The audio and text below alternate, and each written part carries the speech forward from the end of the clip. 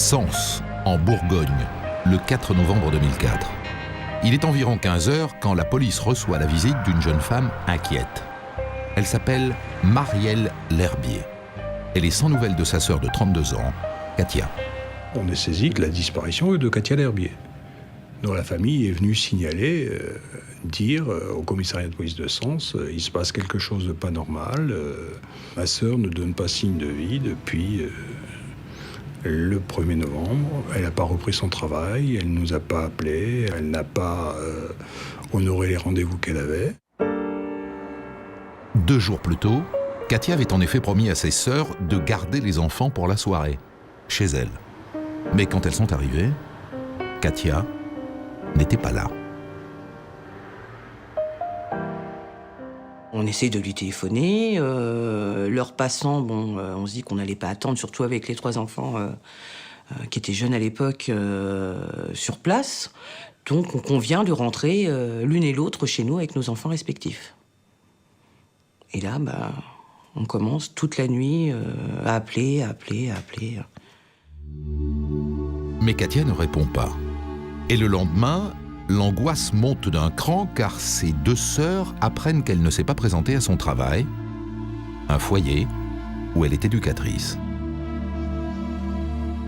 C'est quelqu'un de très ponctuel, de très assidu, qui planifie tout très à l'avance. Donc pour nous, c'est impossible, quoi. C'est pas normal. C'est pas normal que... Enfin, moi, je l'ai jamais connue manquer une journée de travail. C'est le premier signe. Avec les enfants, jamais elle n'a manqué un rendez-vous, jamais elle a été, ne serait-ce qu'en retard, à un rendez-vous pour une activité qu'elle avait planifiée par avance avec eux. Sonia L'Herbier est la dernière de la famille à avoir parlé au téléphone avec Katia. C'était le jour de la Toussaint, le lundi 1er novembre, vers 13h.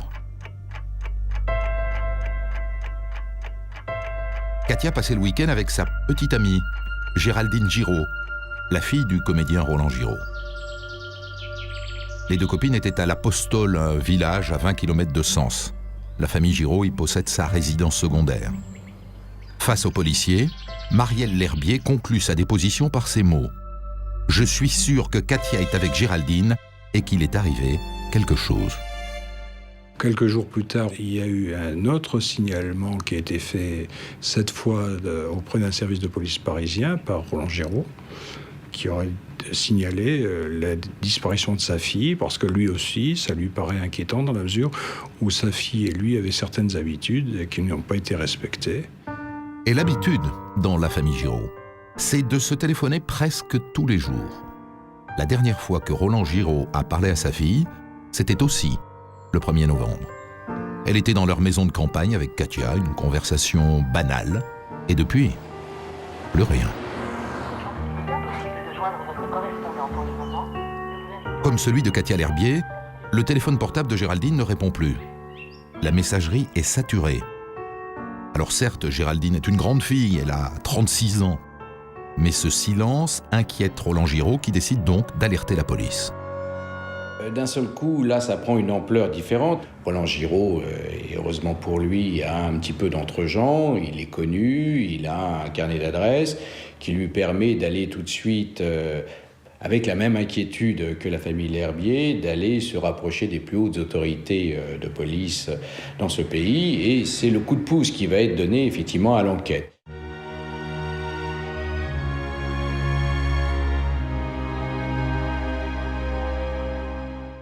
Philippe L'Herbier, vous êtes le frère de Katia. Oui. L'idée qu'elle aurait pu disparaître comme ça, faire une fugue en quelque sorte, votre sœur ne pense pas que c'est possible sur le moment, et vous? Non, pas du tout. C'est un sentiment partagé par toute la famille, parce que c'était pas du tout dans son habitude, et puis Katia avait été dans sa 33e année, donc elle n'avait aucun compte à rendre à sa famille sur si elle avait eu envie de partir, par exemple, mais elle l'aurait voyage dit. Ou autre. Oui, elle l'aurait dit, oui, sans aucun doute. Il y avait une relation entre vous qui faisait qu'on se parlait, quoi. Oui, tout à fait, oui. Donc l'idée qu'elle ait pu prendre l'initiative sans vous en parler ne tient pas debout, quoi. Non, absolument pas. La famille, globalement, avait totalement accepté son homosexualité? Oui, tout à fait. Oui. Bien sûr, c'était pas du tout un tabou dans la famille. Vous saviez? Oui, bien sûr, tout à fait. Oui. Et elle s'en cachait pas, c'est-à-dire qu'elle n'a pas pu elle ne peut pas avoir fui pour une escapade amoureuse dont elle ne voulait pas vous parler. Ouais, non, absolument pas. Non, elle ne l'aurait pas caché. Vous la connaissiez, vous, Géraldine? Non, moi, je ne l'ai pas personnellement rencontrée, non. Non. Mais vous saviez que Géraldine existait? Oui, tout à fait, oui. Elle la connaissait depuis quand? Environ 15 jours avant leur disparition, à peu près. Et vous savez comment elle s'était rencontrée? Oui, Marie-Christine les avait présentés, puisque Marie-Christine donc, est la tante de Géraldine, donc j'imagine qu'elle a dû venir voir un jour sa tante, et puis que Katia, étant la colocataire de Marie-Christine, je suppose qu'elles se sont rencontrées par ce biais-là. Oui. La mairie de l'Apostole placarde des avis de recherche et donne la description de la voiture de Géraldine Giraud. On fouille les environs, les bois de la région, à la recherche notamment de la Peugeot 206 de Géraldine. Pas de résultat.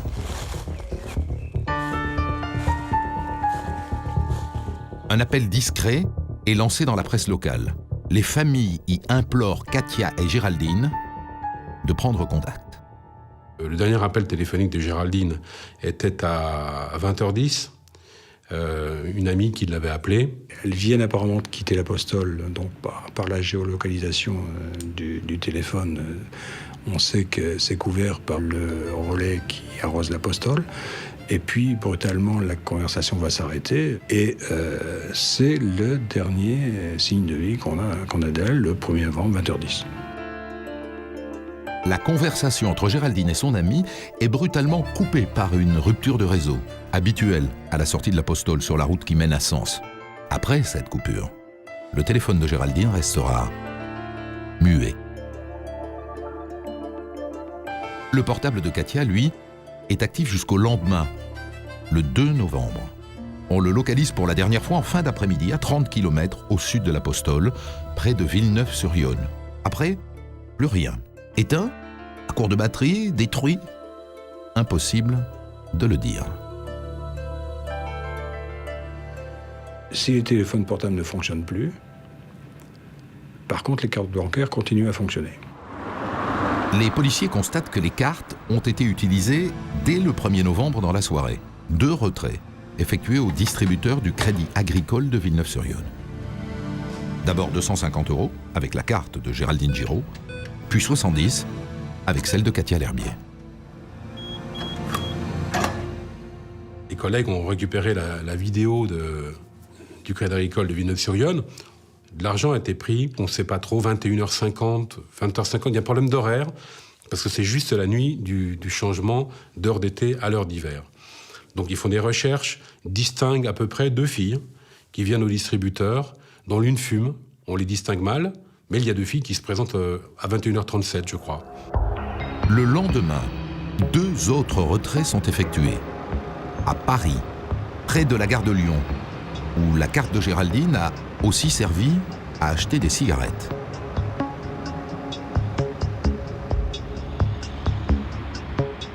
Le jeu de piste des cartes bleues mène ensuite les policiers dans un hypermarché de Seine-et-Marne, à environ 1 heure de route de l'Apostole. Les enquêteurs se dépêchent sur notamment le carrefour de Potocombo, où la carte a été utilisée le 8 novembre.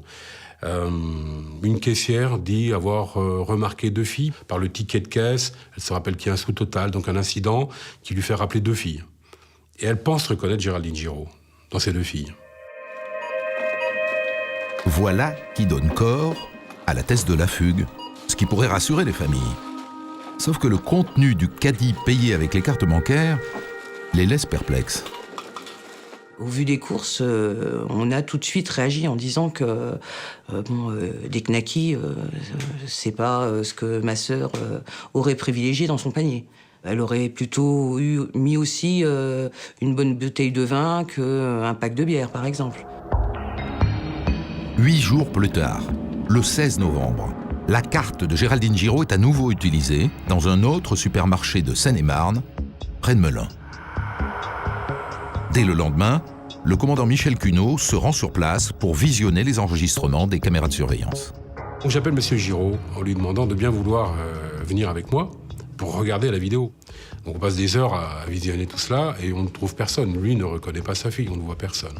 On a le ticket de caisse, bien évidemment, où il apparaît qu'il y a un parka qui a été acheté, des effets pour enfants, des couches, des choses comme ça. Ce qui est un peu surprenant, puisque les deux filles n'ont pas d'enfants, à moins qu'elles aient été recueillies par une famille, enfin bon, etc. Les achats sont déjà surprenants. Pas de chance. La caisse où ces achats ont été enregistrés n'est pas dans le champ de vision des caméras. Alors, ticket de caisse à l'appui, le commandant Cuneau demande à la caissière si elle se souvient des personnes qui ont fait ses courses. Elle se rappelle très bien. Elle dit, bien sûr, je me rappelle. Je débutais, je prenais mon service, mais ce ne sont pas deux filles qui ont fait ces achats, c'est un homme. Et donc là, c'est la première fois qu'on a quelque chose de concret qui nous dit, voilà, ce ne sont pas les filles qui utilisent la carte bancaire, c'est un homme.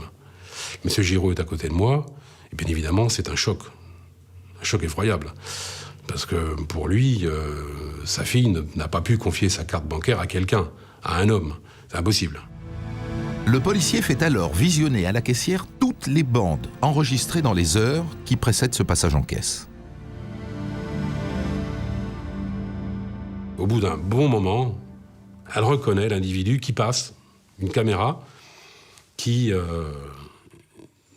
donne un peu en aplomb, comme ça. On voit un homme qui pousse un caddie, pris un petit peu en hauteur.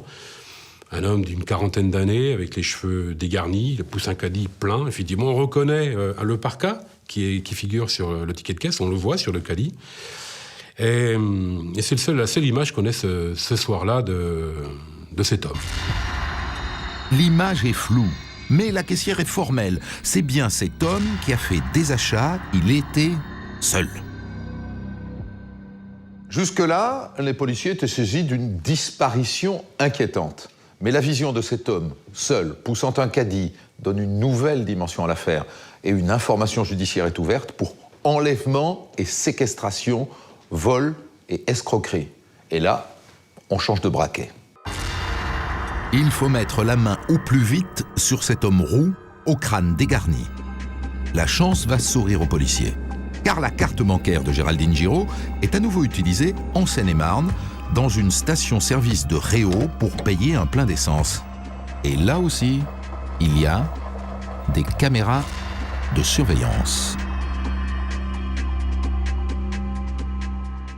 On voit à la station-service, d'une part, un véhicule 205, cabriolet, qui est stationné à la pompe en question, mais en plus, on voit le même homme qu'on a vu la veille au magasin Carrefour, et là, on le voit de face. On le voit entrer dans la station, on le voit payer, regagner la 205 et partir. Les policiers zooment sur la plaque d'immatriculation. L'image est presque illisible, mais on distingue quand même le chiffre 4, la lettre Z et le chiffre 7. On est en région parisienne, déjà on fait des recherches avec une immatriculation 77, 75, 78, ce qui nous donne 800 véhicules, bon, beaucoup trop.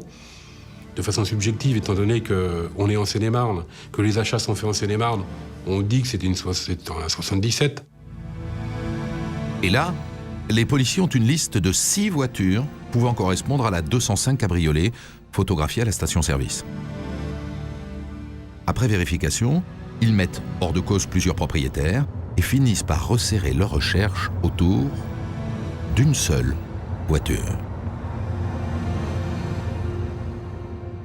J'ai un véhicule qui appartient à un nommé Trébert, Jean-Pierre Trébert, mais l'adresse n'est pas très explicite. Il habite rue du Bois à Villeneuve. Et je vais rue du Bois à Villeneuve-sur-Yonne et il n'y a pas de Jean-Pierre Trébert. Villeneuve-sur-Yonne. Les policiers sont tout excités car c'est à Villeneuve-sur-Yonne que les cartes bancaires ont été utilisées la première fois le soir du 1er novembre. Et c'est tout près que le téléphone de Katia L'Herbier a émis un signal pour la dernière fois. La police apprend que le dénommé Trébert a travaillé les années précédentes comme garde-chasse au hameau de Saveteux, dans un domaine forestier, à quelques kilomètres de Melun. Et là, on monte au secrétariat, on voit une secrétaire. Est-ce que vous connaissez Jean-Pierre Trébert ? Oui, bien sûr, on connaît Jean-Pierre Trébert. C'est quelqu'un qui a travaillé ici, mais il ne travaille plus ici. Vous sauriez le reconnaître, bien évidemment. Donc je lui présente mon ordinateur portable, je lui présente les photos du magasin Carrefour et de la station Total, et elle reconnaît immédiatement Jean-Pierre Trébert.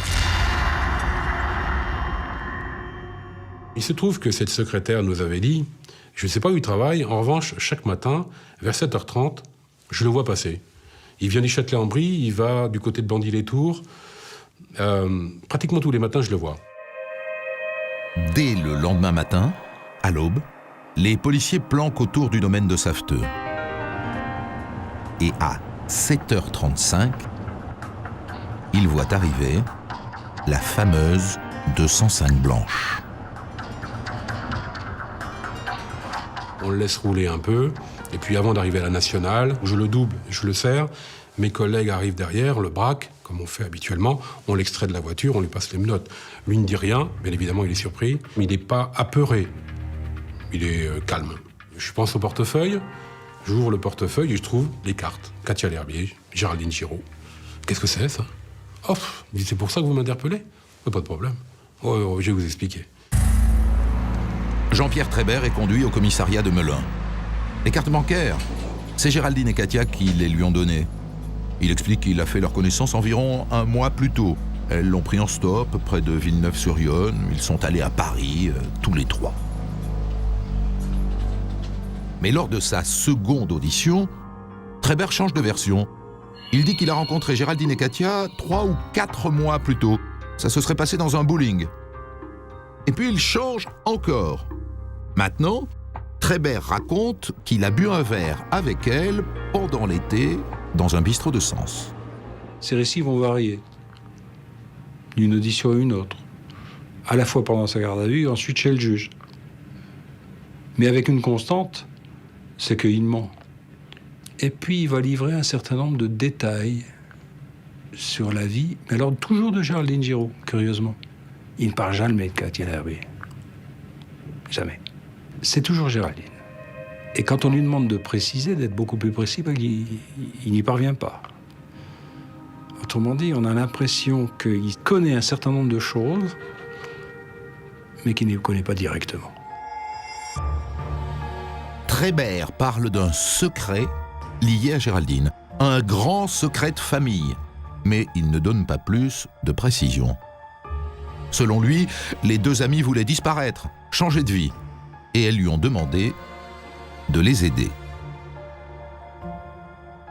Il leur a rendu service et les filles lui ont dit « Prends les cartes, nous on s'en va, on n'a plus besoin de nos cartes, on a de l'argent, donc tu les utilises. »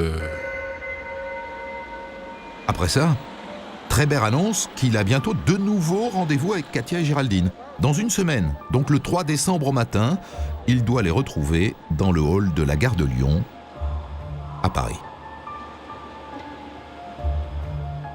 Il est très serein, mais quand on pousse un peu dans le questionnaire, dans l'interrogatoire, on se rend compte qu'il s'énerve vite. Il y a des choses qui... Voilà. On sent une violence latente. Pendant la garde à vue, les policiers perquisitionnent la maison qu'occupe Jean-Pierre Trébert, au hameau du Château, sur les hauteurs de Villeneuve-sur-Yonne. Elle appartient à ses parents. Ils n'y trouvent rien. Persuadés que Trébert leur raconte des fables, au milieu de la nuit, ils vont alors réveiller sa femme, Marie-Pascale, dont Trébert est séparé depuis plusieurs mois. La sonnette a retenti et c'était des policiers qui venaient m'annoncer l'arrestation de mon époux. Et donc ils m'ont demandé, éventuellement pour le faire parler, d'amener mes chiens avec eux, de partir avec eux et d'amener mes chiens au commissariat. Incroyable. On laisse donc Trébert voir Sarah et Gloria, ces deux petites chiennes teckel à poil dur.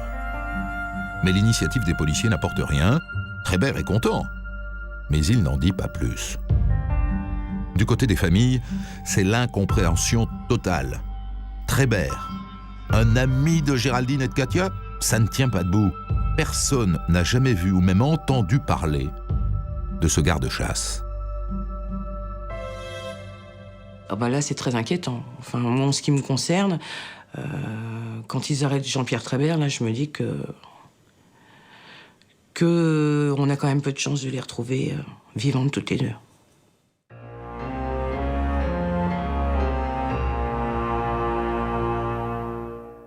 Michael Gir, vous êtes le juge qui va instruire cette affaire. Alors, quand Jean-Pierre Trébert est arrêté, il est d'abord entendu en garde à vue et puis il est déféré devant vous pour ce qu'on appelle l'interrogatoire de première comparution.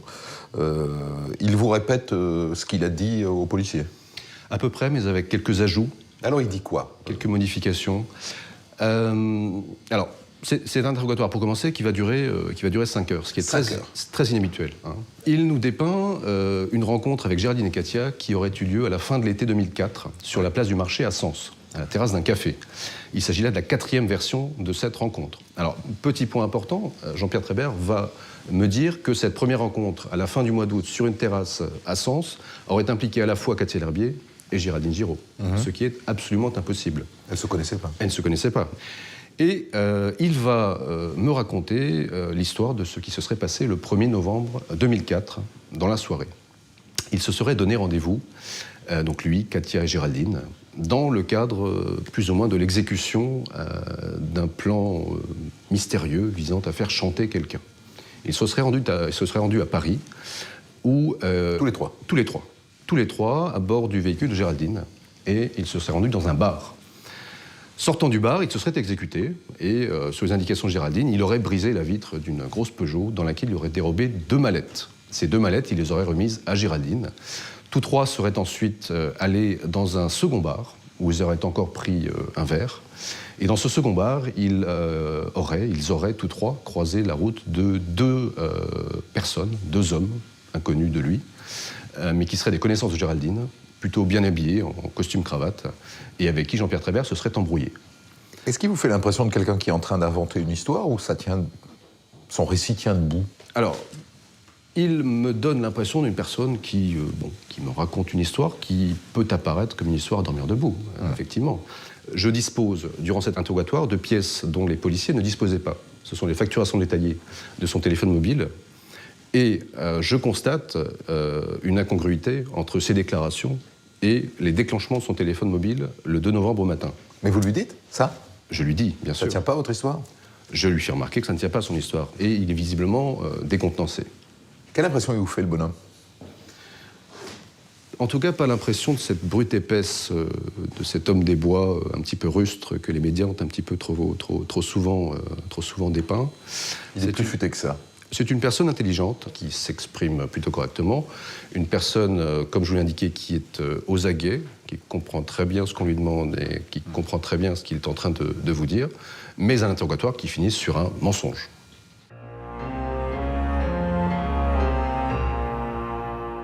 Alors Dominique, qui est ce Jean-Pierre Trébert? Qu'est-ce qu'on sait sur lui? D'abord, Christophe, il a un casier judiciaire vierge, c'est important de le dire, il n'a jamais eu affaire à la justice. Quand la police l'arrête, il a 41 ans. Il est né en 63 à Mulhouse, dans une famille modeste. Alors, il a grandi dans un petit village, à une vingtaine de kilomètres de Mulhouse, scolarité médiocre. C'est un môme assez particulier qui vit à l'écart de la vie locale du village. C'est-à-dire qu'il ne participe pas aux fêtes, il ne va pas au stade avec ses copains. Ce qu'il aime, lui, quand il n'a pas d'école, c'est aller se promener dans les bois, courir le long des ruisseaux, pêcher à la main. Et il va apprendre à découvrir, comme ça, tout seul, la forêt par cœur. Les sentiers, les oiseaux.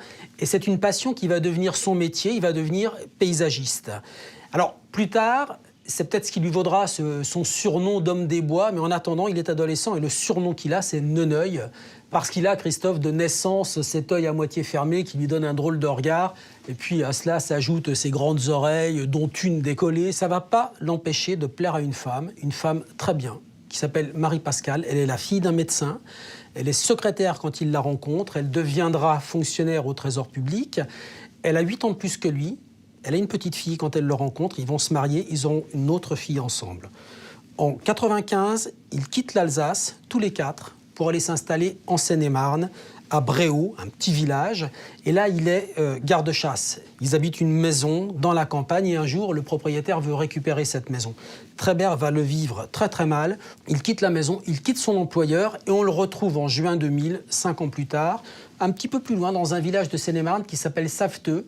Il est aussi garde-chasse, un peu homme à tout faire, ouvrier agricole.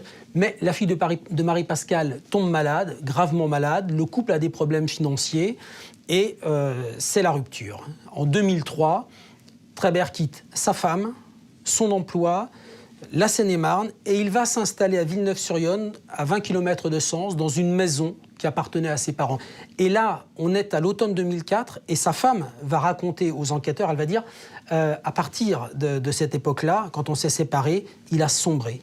Il a sombré de plus en plus, il s'est installé dans une forme de marginalité, et ce qui est sûr, c'est que financièrement, Trébert, à cette époque-là, il est aux abois.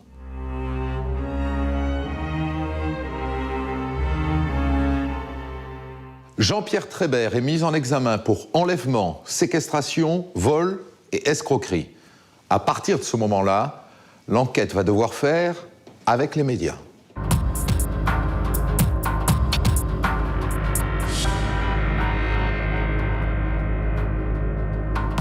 Je sors du palais de justice, dans la cour, derrière les grilles, dans la rue. Il y a effectivement toute une série de véhicules avec les flashs qui crépitent. Je ne vois pas ce jour-là, effectivement, pourquoi cela prend déjà de telles proportions. Il y a une invasion absolument démentielle. La petite rue du palais de justice de Sens est remplie de journalistes. Et je me dis, c'est pas possible. On ne peut pas laisser Trébert débarquer là-dedans. Du coup, c'est par une porte dérobée, sur les quais de Lyon, que Jean-Pierre Trébert quitte le palais de justice pour rejoindre la prison d'Auxerre. Les journaux font maintenant leur chou gras de cette affaire et parlent surtout de Géraldine Giraud. Il y a la notoriété du père de l'une de jeunes femmes, à tel point qu'au départ, c'est l'affaire Giraud. On ne parle que de Géraldine Giraud. Katia L'Herbier, on n'en parle pas. Il y a tout le cocktail pour en faire un très bon fait divers. Et c'est vrai que quand ça touche aux people, aux gens connus, tout de suite, ça prend une dimension supplémentaire. Et en plus, il y a un mystère, voilà, c'est le bon fait divers. Après la police, ce sont maintenant les journalistes qui enquêtent sur Géraldine et sa petite amie Katia. Une fille que Géraldine a rencontrée chez sa tante, Marie-Christine Van Kempen, avec laquelle elle partageait son appartement. Katia à Sens, au centre-ville de Sens, c'est un petit peu Amélie Poulain. Tout le monde la connaît, elle a ses petites habitudes, ses petits commerçants préférés. Et puis c'était quelqu'un de plutôt jovial, plutôt altruiste, donc la communication passait facilement avec elle.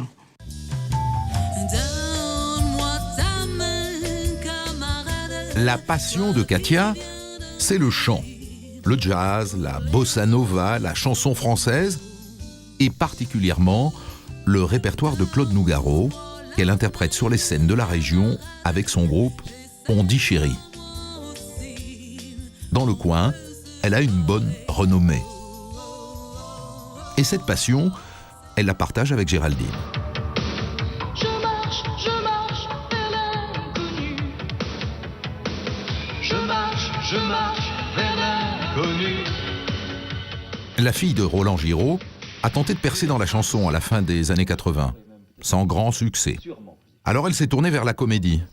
Elle est d'ailleurs déjà montée sur les planches, avec son père. Mais c'est surtout grâce au doublage et aux films publicitaires que Géraldine gagne sa vie.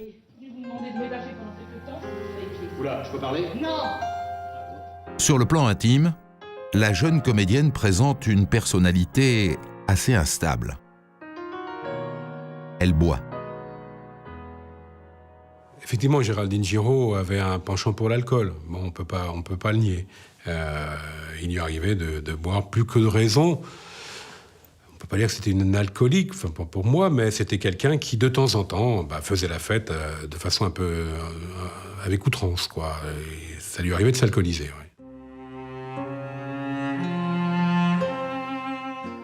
Michael Gir, Géraldine Giraud, est-ce qu'au fond, elle n'aurait pas pu rencontrer Trébert dans un bistrot au cours d'une virée alcoolique? C'est une des hypothèses qui ont été envisagées. J'ai demandé aux policiers munis de photographies des disparus, de Géraldine et de Katia, et de photographies de Jean-Pierre Trébert également, de faire le tournée des bars de toute l'agglomération de Sens, afin d'essayer de déterminer si une rencontre commune entre ces trois personnes pouvait... Ça donnerait? Ça donnerait du tout. Ce qui est étonnant, c'est que Trébert livre quand même des détails intimes sur la vie de Géraldine Giraud. laissant penser évidemment qu'il la connaît, quoi, puis qu'il la connaît bien. Qu'est-ce qu'il dit par exemple? Deux choses principalement. Il fait état d'allégations d'abus sexuels que Géraldine Giraud aurait été amenée à subir dans le cadre familial. Et il me parle également d'un cancer que Géraldine aurait eu et dont elle serait guérie. Or, il s'avère qu'effectivement, alors si tant est qu'il s'agisse de la même chose, Géraldine Giraud a bien eu un fibrome dont elle était guérie depuis 2 ans. Tout cela, évidemment, pour accréditer l'idée qu'il la connaît bien, quoi. Il me parle de ces deux choses qui sont troublantes. À vous maintenant de savoir, évidemment, quelle est la vérité. Effectivement. Alors, les a-t-il rencontrés? Si oui, dans quelles circonstances? Et à mon sens, 4 possibilités. Soit Jean-Pierre Trébert, effectivement, a été amené à rencontrer Géraldine Giraud à une ou plusieurs reprises, dans des circonstances qu'on n'explique pas, mais qui en tout cas ne sont pas les circonstances dont lui nous parle. Mais ça tient pas. Ça tient pas. Deuxième possibilité, ces révélations n'en sont pas. Et on a affaire à une coïncidence. Pourquoi pas? Il invente, et par hasard ça colle, quoi. On ne peut pas l'exclure.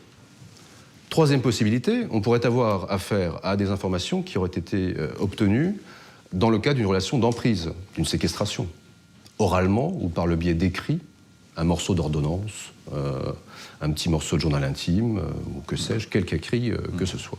Quatrième possibilité, ces informations proviennent d'une autre personne. Mais dans ce cas, qui? Le 7 décembre, 1 mois après les disparitions, le juge d'instruction entend Roland Giraud qui a sûrement des choses à lui apprendre sur Géraldine. Il pourrait notamment l'éclairer sur cette histoire d'attouchement qu'évoque Trébert. Le comédien s'explique sans aucune difficulté. Le procureur assiste à l'audition. Roland Giraud va nous dire un soir, je suis rentré à la maison, et puis ma femme faisait une drôle de tête. Pas comme d'habitude. Alors, au bout d'un moment, je lui dis, mais qu'est-ce qui t'arrive? Qu'est-ce qui se passe? Et là, elle me dit, et Géraldine me dit que tu aurais abusé d'elle quand elle était petite. Alors, lui, si vous me permettez l'expression, il tombe du placard. Je dis, qu'est-ce que c'est que cette histoire?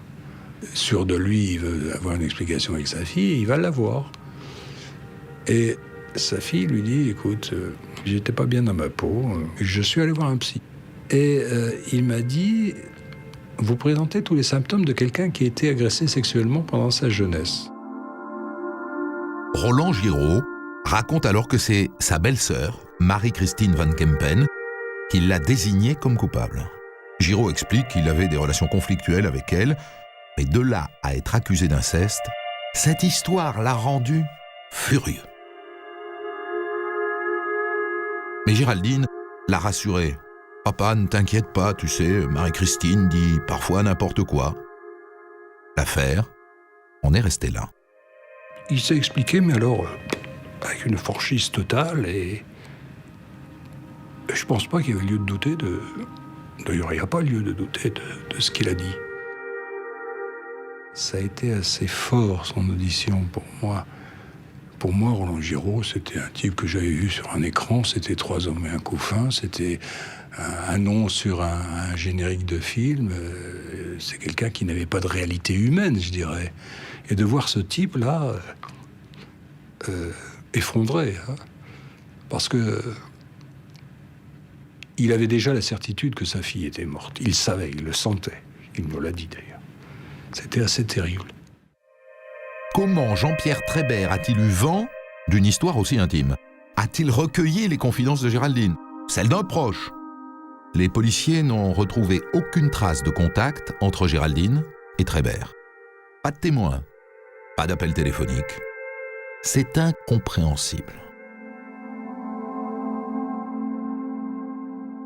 Michael Gir, dès sa garde à vue, Trébert vous dit qu'il a un nouveau rendez-vous avec les filles à Paris, dans le quartier de la gare de Lyon.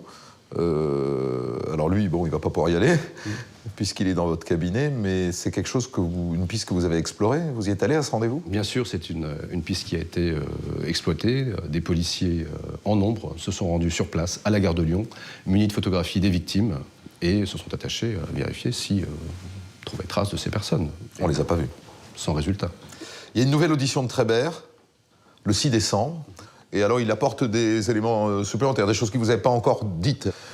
Jean-Pierre Trébert nous livre 2 informations. 1, il est passé à son domicile avec les 2 jeunes femmes le 1er novembre au soir. Et quand je lui demande pourquoi il n'en a pas parlé auparavant, alors que c'est capital, c'est central, il me répond « je n'y ai même pas pensé ».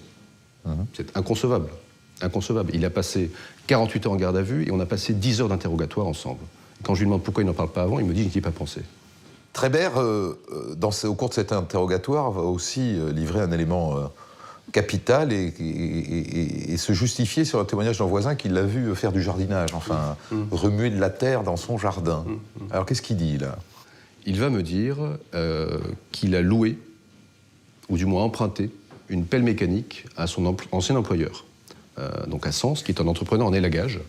Et les 3, 4 et 5 novembre, il va travailler sur son terrain. Et il m'indique qu'il a débroussaillé, enlevé des souches, enlevé des épines noires, et que de tout cela, il a fait un gros brasier.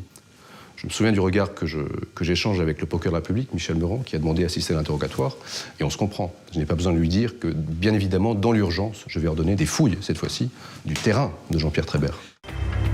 Le 8 décembre 2004, dès le matin, Villeneuve-sur-Yonne prend l'allure d'un camp retranché, particulièrement la route qui mène au hameau du château, vers la maison de Trébert.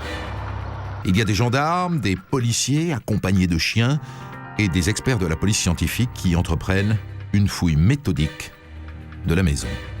Pour explorer les 400 mètres carrés de terrain qui entourent le pavillon et les bois voisins, un tractopelle est acheminé, une mini-pelleteuse identique à celle que Trébert a utilisée un mois plus tôt. Dans un coin, il y a un carré, un rectangle plutôt, ils disent de 2,50 m, 3 mètres sur 1 mètre de large, qui a été remué. Et puis, vous savez que la terre remuée prend du volume, et on fait comme une tombe. On commence par creuser cette tombe, bien évidemment, et on se rend compte que la terre est meuble sur environ 1,50 m. Ça a été creusé, mais il n'y a rien. Et puis, on tombe sur du rocher. Donc on ne peut pas y aller plus, on ne peut pas continuer. Et rien. Mais ça veut dire que quelqu'un avant nous a essayé de creuser un trou là, puis il n'est pas arrivé, donc il a remis la terre, comme ça. Trébert est présent, et il assiste au travail des policiers qui tombent bientôt sur les restes d'un feu. Et là, au milieu des cendres, il trouve des objets qui n'ont rien à y faire. Il y a des boutons, il y a des restes de vêtements, il y a les restes d'une montre, il y a les restes de carcasses de téléphone portable, il y a des restes de flacons de parfum, il y a des clés, et tout ça va parler évidemment. Et il se trouve que quelques jours auparavant, nous étions allés faire une perquisition au domicile de Géraldine Giraud. Et j'avais remarqué que la clé de sécurité était très particulière de cet immeuble et de cet appartement. Et là, on trouve un trousseau de clés qui est identique. Donc il n'y a pas de doute. À ce moment-là, pour nous, il n'y a pas de doute. Ce sont les clés de Géraldine Giraud. On s'apercevra également que les carcasses de téléphone portable, eh bien, elles correspondent au type de téléphone portable qu'avaient les 2 jeunes femmes. Et pour couronner le tout, les policiers découvrent dans un cabanon un porte-clés avec un éléphant en peluche. C'est un objet dont ne se séparait jamais Katia L'Herbier. La journée s'achève, les fouilles doivent s'interrompre. Les journalistes qui poireautent un peu plus loin sont informés par bribes de toutes ces découvertes. Ils sentent qu'il se passe quelque chose. Au départ, c'était plutôt les médias locaux et quelques journaux, mais de façon ponctuelle. Et là, on voit vraiment débarquer les camions satellites, les voitures de radio, tout le monde est là. Et donc, on se rend compte qu'on est véritablement à un tournant dans l'affaire. Le lendemain, le 9 décembre, les policiers reprennent les recherches. Ils ratissent les parties encore inexplorées du terrain de Trébert. En fin d'après-midi, ils s'approchent d'un puisard au pied de la haie qui borde la route. Il y a un couvercle et un regard, qui fait à peu près 30 cm de côté. À l'aide d'une lampe électrique, Michel Cuneau jette un coup d'œil au fond du puisard et aperçoit un tas de pierres. Mais je constate en même temps qu'il y a un objet orange vif au niveau des pierres, le long de la paroi. Ce qui me paraît surprenant, parce que ça semble humide comme endroit. Donc quelque chose de orange vif, si c'était un tissu ou un plastique, ça serait altéré, ça serait devenu un peu noir. Enfin là, ça me paraît très, très neuf, très propre. Et puis parallèlement, je vois Jean-Pierre Trébert, qui est en haut du terrain, je constate qu'il est inquiet. Et Trébert, c'est quelqu'un qui est assez impavide, assez indifférent, mais là, il a de cesse de se retourner, il guette, il surveille. Michel Cuneau demande qu'on amène Trébert près du puisard. Puis il fait déceler le couvercle. Et moi, à ce moment-là, j'ai une odeur qui arrive, une odeur fétide, une odeur de cadavre. Il y a une odeur absolument abominable qui se dégage de ce puisard, mais bon, ça change jamais très bon, un puisard, hein, les eaux usées. Et donc, il y a un enquêteur qui va descendre dans le puisard. Dans le fond, on voit il y a des tas de pierres. Le policier déplace quelques pierres. Un pied dépasse. Et à ce moment-là, Jean-Pierre Trébert fait 2 pas vers moi, vers le trou, et il dit « Putain, il les a tués ». Donc je le fais reculer tout de suite, et je dis à un collègue « Tu feras un procès-verbal de ce que tu as entendu, là ».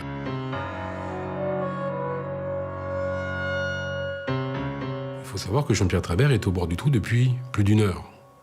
Il dit ça... Si c'est lui qui les a mis, je pense que c'est lui qui les a mis, il savait très bien ce qu'on allait trouver. Et donc je pense qu'il a eu largement le temps de réfléchir à la réaction qu'il allait avoir au moment où on allait trouver, parce que c'était simultané. 2 autres pieds sont découverts. Mais le puisard est trop étroit pour exhumer les corps. On achemine donc une grosse pelleteuse pour le dégager. Un travail qui va durer jusqu'au milieu de la nuit. On passe la nuit à attendre. Et là, Jean-Pierre Trébert est droit, ne bouge pas, a une couverture sur les épaules. Il n'y a aucun, totalement indifférent, totalement ailleurs, froid, complet. À 3 heures du matin, on arrive à exhumer les 2 corps. 2 corps qui sont l'un sur l'autre avec une couverture de couleur orange. Pour moi, ce sont les corps, malheureusement, de Géraldine Giraud et de Katia L'Herbier. Bon, c'est un choc, hein. Il faut savoir que pour nous, les enquêteurs, ça a été un véritable choc. Parce que pendant 1 mois, malgré tout, on a cherché ces filles. Plus d'1 mois. Il y avait toujours un peu l'espoir de les retrouver, vivantes. Il y avait une atmosphère absolument surréaliste, hein, avec ces 2 corps qui étaient là au milieu. Et elles avaient sur le visage une espèce de masque curieux. On aurait dit une mise en scène. Katia, je crois, a un bâillon sur les yeux et sur la bouche. Et Géraldine n'a que sur la bouche. Mais il y a différentes couches. Il y a un gant de toilette, il y a du ruban adhésif, il y a du fil de fer, un fil électrique. On ne sait pas trop, on ne comprend pas trop. C'est pas un simple bâillon, quoi. C'est pas un simple ruban adhésif qui entoure la bouche. C'est plus complexe et ça fait un peu froid dans le dos, hein, parce que, en plus de l'ambiance générale, mais là, on se dit, ces filles, qu'est-ce qu'elles ont vécu, quoi, en fait, hein. Jean-Pierre Trébert, lui, ne bronche pas. Et il regagne, camouflé sous une couverture, la prison d'Auxerre.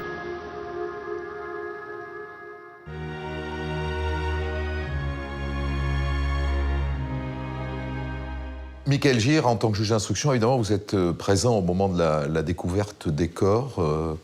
On a évoqué à l'époque une sorte de masque mortuaire, hein, quelque chose qui aurait pu être lié à un rituel. C'est étrange, ces bandelettes sur le visage. C'est étrange. Ça n'est pas mon sentiment. Je pense qu'on a affaire à quelque chose qui est plutôt utilitaire. C'est-à-dire que ça recouvre les yeux, c'est donc fait pour boucher la vue, pour aveugler. Ça recouvre la bouche, c'est fait pour éviter de crier. Ah, vous l'avez entendu dire, Trébert, évidemment, à ce moment-là, putain, l'enculé, il les a tués. Ce qui ouvre la porte, au minima, à une complicité, voire à un meurtre commis par quelqu'un d'autre que lui. Comment on l'aperçoit, cette phrase, sur le moment ? Complicité, oui et non, dans la mesure où Trébert lui-même s'exclut de la commission des faits. En tout cas, pas complicité du point de vue de M. Trébert. Je pense qu'il faut prendre les choses avec recul, de 2 choses l'une. Soit Jean-Pierre Trébert ignore ce que l'on va trouver au fond du puisard et le découvre en même temps que nous, mais les éléments du dossier permettent très sérieusement d'en douter. Ou alors il a eu 2 jours pour imaginer la réaction qu'il allait nous offrir lorsque nous allons découvrir les corps. Alors, Trébert va plus loin. L'enculé, c'est 2 hommes en noir. C'est une piste pour vous, ça? La piste de 2 hommes extérieurs, finalement, à votre enquête, pour l'instant? Jean-Pierre Trébert présente ces 2 hommes en noir comme ayant appartenu à l'entourage de Géraldine Giraud. Donc vous faites le boulot, vous faites un portrait robot avec lui? Effectivement, j'ai passé 5 heures avec lui au courant du mois de février 2005 dans mon cabinet à l'aide d'un portraitiste de l'identité judiciaire, et puis on va reconstituer patiemment les visages de 2 hommes. Vous avez montré ces portraits robots? Personne ne les a jamais reconnus? Ça donne rien du tout. Dans l'affaire Giraud, plus aucun doute ne subsiste. Les premiers résultats des autopsies pratiquées sur les corps des victimes de Villeneuve-sur-Yonne confirment qu'il s'agit bien de Géraldine Giraud et Katia L'Herbier. On attend maintenant de savoir... C'est aux experts de l'Institut médico-légal de Paris de déterminer les causes de la mort des 2 jeunes femmes. Le procureur de la République de Sens assiste aux autopsies. C'est intéressant la médecine légale, et ça, contrairement à ce qu'on peut penser, un cadavre, ça parle. Eh bien, ça ne donnera rien. Pas de lésion par arme à feu, pas de lésion par arme blanche, pas de traces de strangulation, pas de traces de violence sexuelle. Les poumons sont dans un drôle d'état. Ce qui laisse à penser qu'elles ont peut-être respiré quelque chose de... Mais, pure supposition à ce moment-là. Les experts ne peuvent qu'estimer la date de la mort. Ils la font remonter à 1 mois au moins, peut-être un peu plus. Alors si Géraldine et Katia ne sont pas mortes le 1er novembre, on peut supposer qu'elles ont été séquestrées quelque part. Peut-être dans la maison de Jean-Pierre Trébert, à Villeneuve-sur-Yonne. Comment elles ont pu se retrouver chez un homme qu'on connaît ni d'Ève ni d'Adam, avec qui, a priori, en tout cas Katia, et je pense également Géraldine, n'avaient rien en commun. Puis le fait que ça soit tout proche de chez nous, aussi. Ça, c'est quelque chose aussi... c'est pas le plus difficile, hein, bien sûr, mais ça ajoute à l'incompréhension. Le 18 décembre, Villeneuve-sur-Yonne est en deuil pour la messe d'enterrement de Katia L'Herbier. Roland Giraud est là, avant d'enterrer à son tour sa fille 2 jours plus tard, au cimetière de l'Apostole. Jean-Pierre Trébert, lui, continue de nier, malgré les preuves qui s'accumulent. Les corps des 2 jeunes femmes, bien sûr. On les a retrouvés chez lui, mais ça n'est pas tout. Trébert est aussi trahi par son téléphone portable. Le 2 novembre, le lendemain de la disparition des 2 jeunes filles, il a déclenché une borne téléphonique à quelques mètres du parking de l'hôpital Lariboisière à Paris, là où, justement, on a retrouvé la Peugeot 206 de Géraldine. Le même jour, Jean-Pierre Trébert a eu son employeur au téléphone et il lui a menti. Il a dit qu'il avait passé le week-end en Alsace chez ses parents, ce qui est faux, avant de lui demander une semaine de vacances. Il nous avait dit qu'il allait voir ses parents. Bon, parce qu'il avait des parents d'un certain âge, bon, et il y avait peut-être un problème de santé. Moi, j'ai pas trop cherché à savoir. Il m'a demandé, je lui ai donné sa semaine. Hein. J'ai pas cherché à savoir plus, quoi. Ces mensonges aggravent les charges contre Trébert. Et que dire de cette dernière découverte, dans le petit box qui est situé à l'arrière de la maison de Villeneuve-sur-Yonne. Un congélateur repose à l'entrée à droite sur une palette. Et sous cette palette, mais vraiment très bien dissimulée, on a découvert un fusil de chasse qui était scié. Donc le canon scié et la crosse sciée, et sur lequel on avait aménagé une sorte de crochet attaché à la crosse avec un ruban adhésif. Et ce ruban adhésif qui entoure la crosse est identique à celui qui a permis de bâillonner Géraldine et Katia. C'est une arme qui est soit utilisée par des braqueurs, parce qu'on peut facilement la dissimuler avant de passer à l'action, soit par quelqu'un qui a besoin d'avoir quelque chose de très menaçant sous la main. Une arme pour faire peur, peut-être pour extorquer les cartes bancaires. En tout cas, ce n'est pas l'arme du crime, puisque Géraldine et Katia n'ont pas été tuées par balle. Mais comment ont-elles été tuées? Les experts tâtonnent quand un garde forestier, lieutenant de Louveterie, lance le juge d'instruction sur une nouvelle piste. Une piste qui enfonce un peu plus Jean-Pierre Trébert. La presse a évoqué l'hypothèse que Géraldine et Katia aient pu être empoisonnées. Quand Luc Avissot, un lieutenant de Louveterie, a lu ces articles, ça a fait tilt. Il a aussitôt alerté le juge d'instruction. Le rapprochement est automatique. Quand on dit garde-chasse et gaz toxique, on pense chloropicrine. Pour moi, c'était l'évidence. La chloropicrine, un gaz bien connu des gardes forestiers et des agriculteurs. Jusqu'à son interdiction en 89, elle servait à éliminer les renards et les blaireaux. C'est un gaz liquide, un peu huileux. Donc il y avait un opercule ici, que les gardes et les personnes assermentées savaient découper rapidement, parce que dès que l'opercule était ôté, le gaz était volatile et gazait tout le monde. Donc il fallait faire très vite pour éviter de se brûler les yeux, de se brûler les poumons et d'étouffer.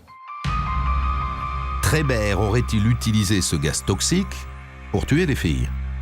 Les policiers se disent qu'en tant que garde-chasse, ils savaient comment s'en procurer. Le hic, c'est que la chloropicrine est beaucoup trop volatile pour qu'on puisse espérer en retrouver la trace sur le corps des deux victimes.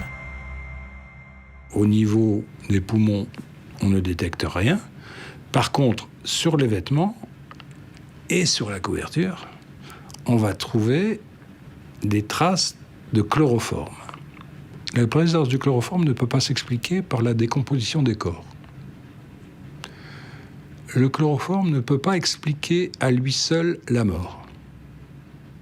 C'est-à-dire qu'on ne peut pas les avoir tués en leur faisant respirer une dose massive de chloroforme. Par contre, c'est un élément de décomposition de la chloropicrine. Un expert en toxicologie réalise alors des tests. Il arrose de chloropicrine des objets similaires à ceux qu'on a retrouvés au fond du puisard. Une couverture, un gant de toilette, un masque de chirurgie, un pantalon.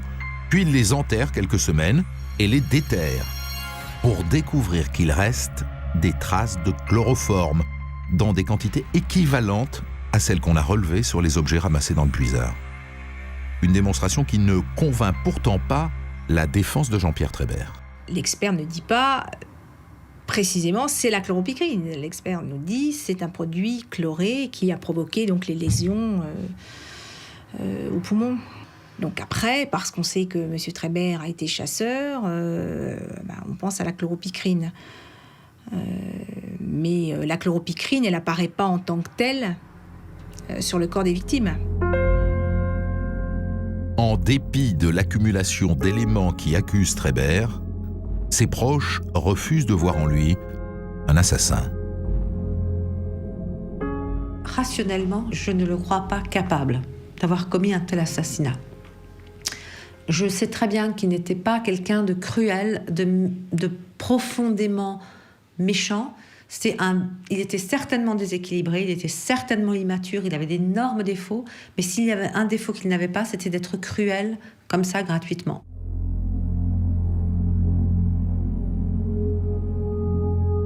Si les proches sont incrédules, c'est aussi parce que de nombreuses questions restent sans réponse. Au domicile de Trébert, la police scientifique n'a détecté aucune trace ADN de Géraldine ou de Katia, ni dans la maison, ni dans le box, ni dans le cabanon. On n'a jamais de certitude. Le lieu où effectivement elles ont été assassinées, il n'y a aucun élément matériel dans le dossier qui permet de le localiser avec précision. Est-ce que ça s'est déroulé chez M. Trébert? Est-ce que ça s'est déroulé ailleurs? Est-ce qu'on les a ramenés dans la propriété? À quel moment? Et puis Trébert a-t-il pu, tout seul, maîtriser les deux jeunes femmes, plutôt grandes et charpentées? Pourquoi a-t-il choisi son propre jardin pour dissimuler les corps alors qu'il connaît la forêt comme sa poche? Enfin, quel serait le mobile du crime? L'hypothèse du crime sexuel étant écartée, reste l'acte crapuleux. 2314 €. C'est la somme d'argent retirée ou dépensée avec les cartes bancaires de Géraldine et Katia. 2314 €. Il aurait tué pour ça. Michael Gir, bon, il y a un mobile possible dans cette affaire-là, c'est le mobile financier, 2314 € qui ont été dépensés avec les cartes bleues des deux jeunes femmes. C'est un mobile qui tient pour vous, ça? Première précision, 2314 € et pas plus, c'est bien parce qu'on l'interpelle, Jean-Pierre Trébert, le 23 novembre au matin. La veille, il aurait continué. La veille encore, le 22, il retirait 40 € à Fontainebleau. Première remarque. Ensuite, qui est Jean-Pierre Trébert? Du point de vue financier, au 1er novembre 2004, c'est une personne qui gagne environ 900 € par mois, dont le découvert bancaire est à peu près égal à cette somme, 900 €. Donc il a besoin d'argent. C'est ça que vous êtes en train de nous dire. Il a besoin d'argent, oui. Et alors, donc ça tient. C'est en tout cas concevable. Alors est-ce qu'on a retrouvé de l'ADN chez Trébert? Est-ce qu'on a retrouvé des traces d'autres personnes? Est-ce qu'on a retrouvé les traces des victimes à l'intérieur de la maison? À l'occasion d'une perquisition ultérieure, le 15 décembre 2004, on va retrouver dans une cagette, dans son cabanon, un rouleau de ruban adhésif marron, de type de celui qui est utilisé pour les déménagements. À l'extrémité de ce ruban, on retrouvera quelques éléments pileux, quelques fibres également. Ces éléments pileux, on pourra en déterminer la compatibilité pour l'un d'entre eux avec Géraldine Giraud et pour l'autre avec l'épouse de Jean-Pierre Trébert ou ses filles, ce qui est un petit peu surprenant et incongru. Il faut expliquer que dans les cheveux, si on n'a pas le bulbe, on n'a pas l'ADN, on a un ADN dégradé qu'on appelle mitochondrial, qui est partagé par plus de gens que ne l'est l'ADN intégral. Avec une fréquence qui varie selon les types de profils. C'est tout ce que vous trouvez comme ADN chez Trébert, qui ne soit pas celui de Trébert? Alors, on va trouver également de l'ADN nucléaire sur ce ruban, donc de l'ADN discriminant qui nous permettrait... Un véritable ADN? Un véritable ADN qui nous permettrait d'identifier éventuellement une personne si on l'a trouvée. Donc c'est possiblement un complice, c'est pas l'ADN de Trébert? On va buter pendant de très longs mois sur cet ADN inconnu. Il y a quelque chose qui a toujours été intriguant, c'est qu'avec la carte de crédit, Trébert a acheté des couches pour enfants. Il n'a pas d'enfants, Trébert. Il a des enfants, mais pas des enfants en bas âge. Voilà. Donc pas de raison d'acheter des couches. Ça pose question, on va se poser la question, ça ne posera pas bien longtemps, puisque dès le 26 novembre 2004, le lendemain de la mise en examen de Jean-Pierre Trébert, on va placer en garde à vue Patricia Darbaud. Patricia Darbaud est une personne qui est proche de Jean-Pierre Trébert, une personne avec qui Jean-Pierre Trébert est en contact téléphonique constant, sans arrêt, tout le temps, notamment les 1er et 2 novembre. Ça pose question. On demandera naturellement à Patricia Darbaud si ces courses lui sont destinées, et sans difficulté, elle nous indiquera que oui. Jean-Pierre Trébert a rencontré Patricia Darbaud en 2003, lorsqu'il travaillait au domaine de Safteux comme garde-chasse. Le compagnon de Patricia venait de reprendre un restaurant en face de la maison du couple Trébert. Mon mari m'a dit qu'il était assez sympa et je voyais ensuite mon mari tous les jours parler avec ce bonhomme, quoi. Ces gens étaient des flambeurs et utilisaient leur argent, finalement, ils buvaient énormément de champagne, ils vivaient très bien, ils faisaient la fête tous les soirs. On voyait bien qu'il y avait quelque chose qui n'allait pas. Trébert tombe sous le charme de cet homme hâbleur au passé judiciaire chargé. Et bientôt, le garde-chasse délaisse son travail et sa famille pour devenir l'homme à tout faire du compagnon de Patricia Darbaud. Un patron de restaurant qui l'entraîne dans des magouilles et des trafics. Il s'est trouvé que Jean-Pierre Trébert avait été un personnage beaucoup plus complexe qu'on pouvait l'imaginer au départ. C'était pas un simple employé, homme à tout faire du milieu agricole ou du milieu de la chasse. Jean-Pierre Trébert, c'est quelqu'un qui connaissait des voyous, qui fréquentait des voyous, qui, avant son interpellation, trafiquait des cigarettes, trafiquait peut-être des cartes bancaires. Il fréquentait des voyous. À l'été 2004, le patron du restaurant est rattrapé par une ancienne affaire. Avant de partir en prison, il fait promettre à Trébert de prendre soin de sa compagne, Patricia, et de leur bébé. Il s'est trouvé à s'occuper d'elle et elle reconnaît qu'effectivement, elle l'avait de multiples fois au téléphone dans la journée. Parce que c'était un soutien, il l'aidait. Voilà ce que nous dit Patricia Darbaud, mais elle n'avait aucun renseignement à nous donner sur sur les utilisations de cartes bancaires, sur Géraldine Giraud, Katia L'Herbier, sauf qu'elle avait remarqué que depuis quelque temps, Jean-Pierre Trévert vivait mieux. Effectivement, il m'a donné de l'argent. Je suis parti à Montpellier voir ma fille qui venait d'accoucher. Il m'a d'ailleurs donné sa carte bancaire, mais je ne l'ai pas utilisée. Et il m'a donné de l'argent aussi, il m'a donné 100 €. Alors c'était surprenant. Donc elle avait remarqué un changement d'attitude dans le comportement de Jean-Pierre Trévert. Mais c'est tout ce qu'elle avait à nous dire. Trévert aurait-il embrassé sur le tard une carrière de voyou? Continué à faire de petits trafics avec les amis du restaurateur? Il a joué au voyou. Il s'est mis à jouer au voyou. Alors est-ce qu'il était entraîné dans cette affaire?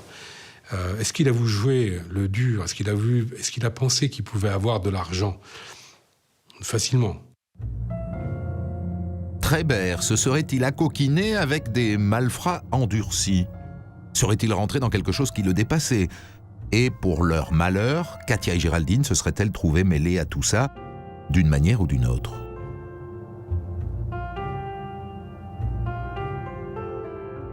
Dominique Rizet, ce qu'on sent bien, c'est que les policiers sont à la recherche des mauvaises fréquentations éventuelles de Trévert. Ouais, ils recherchent, Christophe, un complice possible. Alors effectivement, ils vont regarder dans l'entourage de Trévert, parce qu'il y a aussi des voyous, et dans un milieu qui est à l'opposé de celui dans lequel on a l'habitude de le trouver. On n'est plus dans les gardes-chasse, on n'est plus dans les gardes forestiers, on n'est plus dans les ouvriers agricoles. Il faut dire que pendant les 4 ans que va durer l'instruction, les flics de la PJ vont faire un boulot colossal de recherche. Alors, dans l'entourage de Trévert, ils vont trouver des gens, des petits voyous qui ont été condamnés pour des affaires de vol, pour des affaires de trafic, pour des escroqueries diverses. Et parmi eux, il y en a même un qui a été condamné, qui a été impliqué dans une affaire d'assassinat, complicité d'assassinat. Il s'appelle Arnaud le Polonais. Et ce type, il était en contact avec Trévert dans une affaire de trafic de cigarettes de contrebande. Dossier dans lequel Trévert dit au départ « j'ai rien à voir ». Il finira par reconnaître qu'il en fait partie, de l'équipe des trafiquants, mais il va minimiser son rôle. Les policiers, en 2007, vont retrouver Arnaud le Polonais en Pologne. Ils vont aller l'entendre là-bas, avec l'assistance de la police polonaise. On va lui prélever son ADN, et cet ADN, on va le comparer à un ADN masculin qui est retrouvé dans l'enquête, mais ça colle pas. Donc c'est pas Arnaud le Polonais. L'enquête va aussi emmener les enquêteurs au Pérou. Alors, Arnaud le Polonais, au Pérou, c'est le Péruvien. C'est un type qui est incarcéré pour une affaire de stup, qui saurait des choses. On découvrira que ça ne tient pas.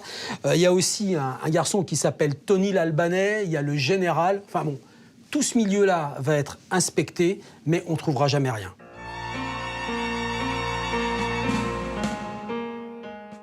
Et s'il fallait chercher ailleurs que dans l'entourage de Trévert? Dans celui de Katia et Géraldine, par exemple. Dès les premières semaines de l'enquête, la police s'intéresse notamment à Marie-Christine Van Kempen, qui est la tante de Géraldine Giraud et qui est aussi la colocataire de Katia. Dès le début de l'enquête, les policiers ont été troublés par l'attitude de Marie-Christine Van Kempen. Une artiste lyrique assez fantasque, un peu lunaire, que les téléspectateurs ont pu découvrir dans une interview diffusée le soir des funérailles de sa nièce. Ils se sont rencontrés ici, exactement là.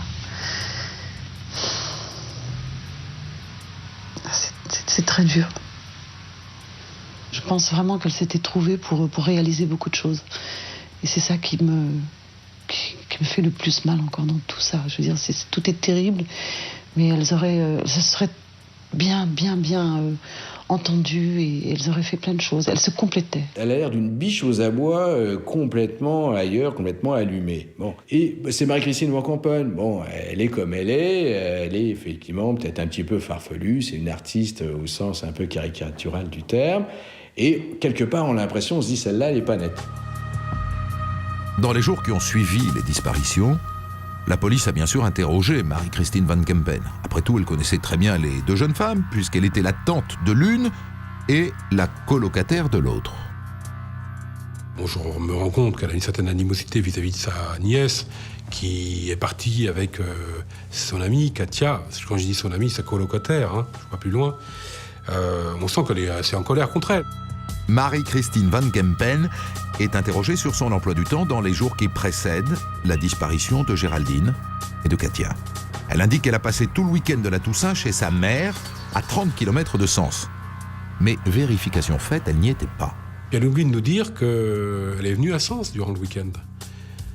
Elle était partie le jeudi soir, elle était revenue le mardi matin, mais Bon, on s'est rendu compte qu'avec la téléphonie, bien évidemment, il y a des traces. Et elle est venue à Sens. Elle a oublié, donc effectivement, elle a évolué. Ah oui, je suis venu à Sens. D'ailleurs, le dimanche soir, Marie-Christine Van Kempen a été vue dans un pub du centre-ville, le Bogart. Elle a du mal à raconter la suite. Ah oui, mais j'ai dû coucher chez mon ami. Mais l'ami ne se rappelle pas. Alors je suis peut-être rentré chez moi. Ou alors non, c'est peut-être un ami qui m'a emmené. Ah bon, voilà, on est dans ces déclarations-là. Ce qu'elle nous dit ne correspond pas à ce qu'on a découvert. Elle est la tante de la victime. Je me demande pourquoi la tante de la victime ne dit pas les choses réelles. Elle devrait collaborer avec la police et donner son emploi du temps réel. Il n'est pas réel. Au début du mois de novembre, des policiers du commissariat de Sens étaient venus une première fois chez Marie-Christine Van Kempen. Ils avaient notamment visité la cave où, à la simple lumière d'un briquet, ils avaient remarqué un chat noir sur le sol, mort. Sans importance, s'était-il dit, à tel point qu'ils ne l'avaient même pas consigné dans leur procès verbal. Quelques semaines plus tard, les policiers retournent inspecter la cave. Le chat a disparu. Marie-Christine Van Kempen elle-même, d'ailleurs, dira oui, c'est vrai, il y avait un chat mort dans la cave. Et elle a demandé une relation de bord plus ou moins marginale, qu'elle connaissait, de venir l'en débarrasser moyennant 20 €. On va le retrouver, il dira oui, je suis allé, je l'ai mis dans un sac poubelle, et puis je l'ai mis dans la première poubelle venue. On ne retrouvera jamais. Alors évidemment, ça, c'est un élément d'enquête qui aurait pu être intéressant. Parce que si on en revient à la chloropicrine, gaz lourd, donc, qui stagne au ras du sol. Si on avait utilisé la chloropicrine dans la cave, quelques temps plus tard, un chat qui s'y serait introduit aurait pu en mourir également. Bon, ça, c'est une hypothèse, évidemment. Mais l'autopsie du chat aurait pu être intéressante. Élément qu'on n'aura jamais. Voilà qui rajoute au trouble des policiers. Ils décident alors de ramasser les chiffons qui jonchent le sol de la cave et de les faire expertiser. Sur un certain nombre d'objets, on va trouver des traces de chloroforme. Tout le monde s'est dit « bingo !» C'est bon, on a trouvé le lieu.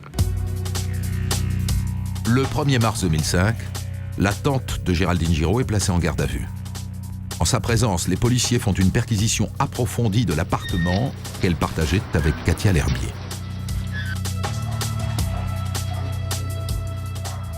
On trouve des masques, des masques de chirurgien. Elle explique qu'il y a de la laine de verre dans son grenier. Elle est chanteuse, donc ça la gêne. Donc ça s'explique facilement. On trouve une lettre destinée à Katia, qui a un peu...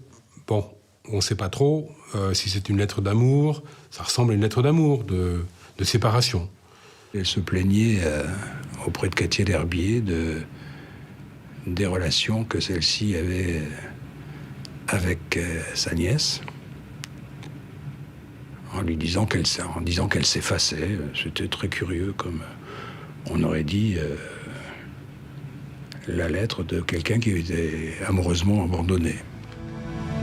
Et dans ce brouillon de lettres à Katia, cette phrase énigmatique: « L'ombre de la famille Giraud pèse trop lourd sur moi pour ne pas parasiter mon quotidien à travers votre rencontre. » En plus, dans son agenda, on a retrouvé des notations un peu curieuses, du style Géraldine marche sur mes plates-bandes. Donc on a essayé de voir un peu, on a fouillé dans sa vie. Le projecteur médiatique est maintenant braqué sur la tante Marie-Christine Van Kempen.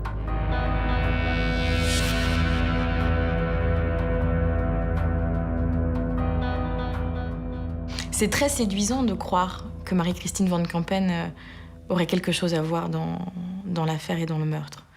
On a presque envie de s'imaginer que c'est elle qui aurait commandité ce crime, aussi odieux soit-il, parce que elle pourrait avoir un mobile. Elle pourrait vraiment vouloir à cette nièce qui est belle, qui est gaie, qui réussit bien, qui est enjouée et qui, depuis 3 semaines, vit une histoire d'amour passionnelle avec Katia, qu'elle a pris sous son aile à peu près au même moment. Trébert, ce rustre, cet homme des bois, a pu être le bras armé de cette tante qu'il a manipulée, utilisée pour se débarrasser de sa concurrente, quoi, en gros. Géraldine, une rivale. Pourtant, absolument rien ni personne ne dit que Marie-Christine Van Kempen et Katia L'Herbier entretenaient une relation amoureuse. Alors, c'est une question importante. Est-ce que Marie-Christine Van Kempen est homosexuelle? Elle dit non. Les gens de son entourage, certains disent non. Son mari, que j'ai retrouvé, puisqu'elle a été mariée avec un Roumain qui avait besoin de papier. Son mari m'a dit la première chose, ma femme, mon ancienne femme, est homosexuelle. Je peux vous l'assurer. D'autres personnes de son environnement disent non, elle n'est pas homosexuelle. Une réponse, on n'a pas la réponse. On s'est interrogé sur les relations que Katia pouvait entretenir avec Marie-Christine Van Kempen.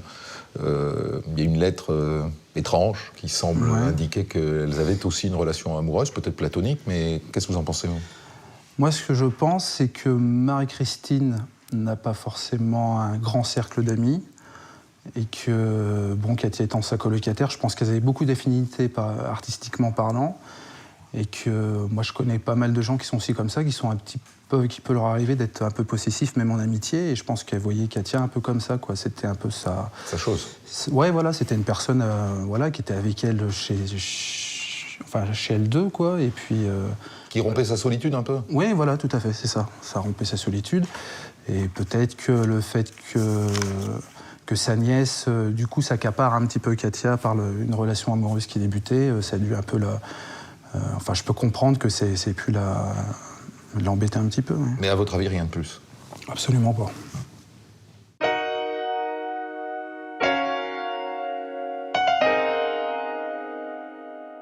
Maître Fresneau, vous êtes l'avocat de Marie-Christine Van Kempen. Alors, chez votre cliente, on a quand même retrouvé des traces de chloroforme, on a retrouvé des masques chirurgicaux, il y a des zones d'ombre dans son emploi du temps, elle écrit une drôle de lettre à Katia, et pourtant, après 31 heures de garde à vue, elle est libérée. Comment l'expliquez-vous? Au cours de cette garde à vue, elle s'est expliquée sur ces éléments qui se trouvaient en sa possession, je parle des masques. Le chloroforme dans la cave? C'est le locataire antérieur qui a utilisé des bombes antipuces, car cette cave, d'après les informations qu'on a obtenues, était remplie d'insectes divers et variés et de puces. Elle écrit « Géraldine marche sur mes plates-bandes ». Bon, ça ressemble à la phrase de quelqu'un qui est amoureuse, et on a envisagé finalement qu'elle soit jalouse de Géraldine.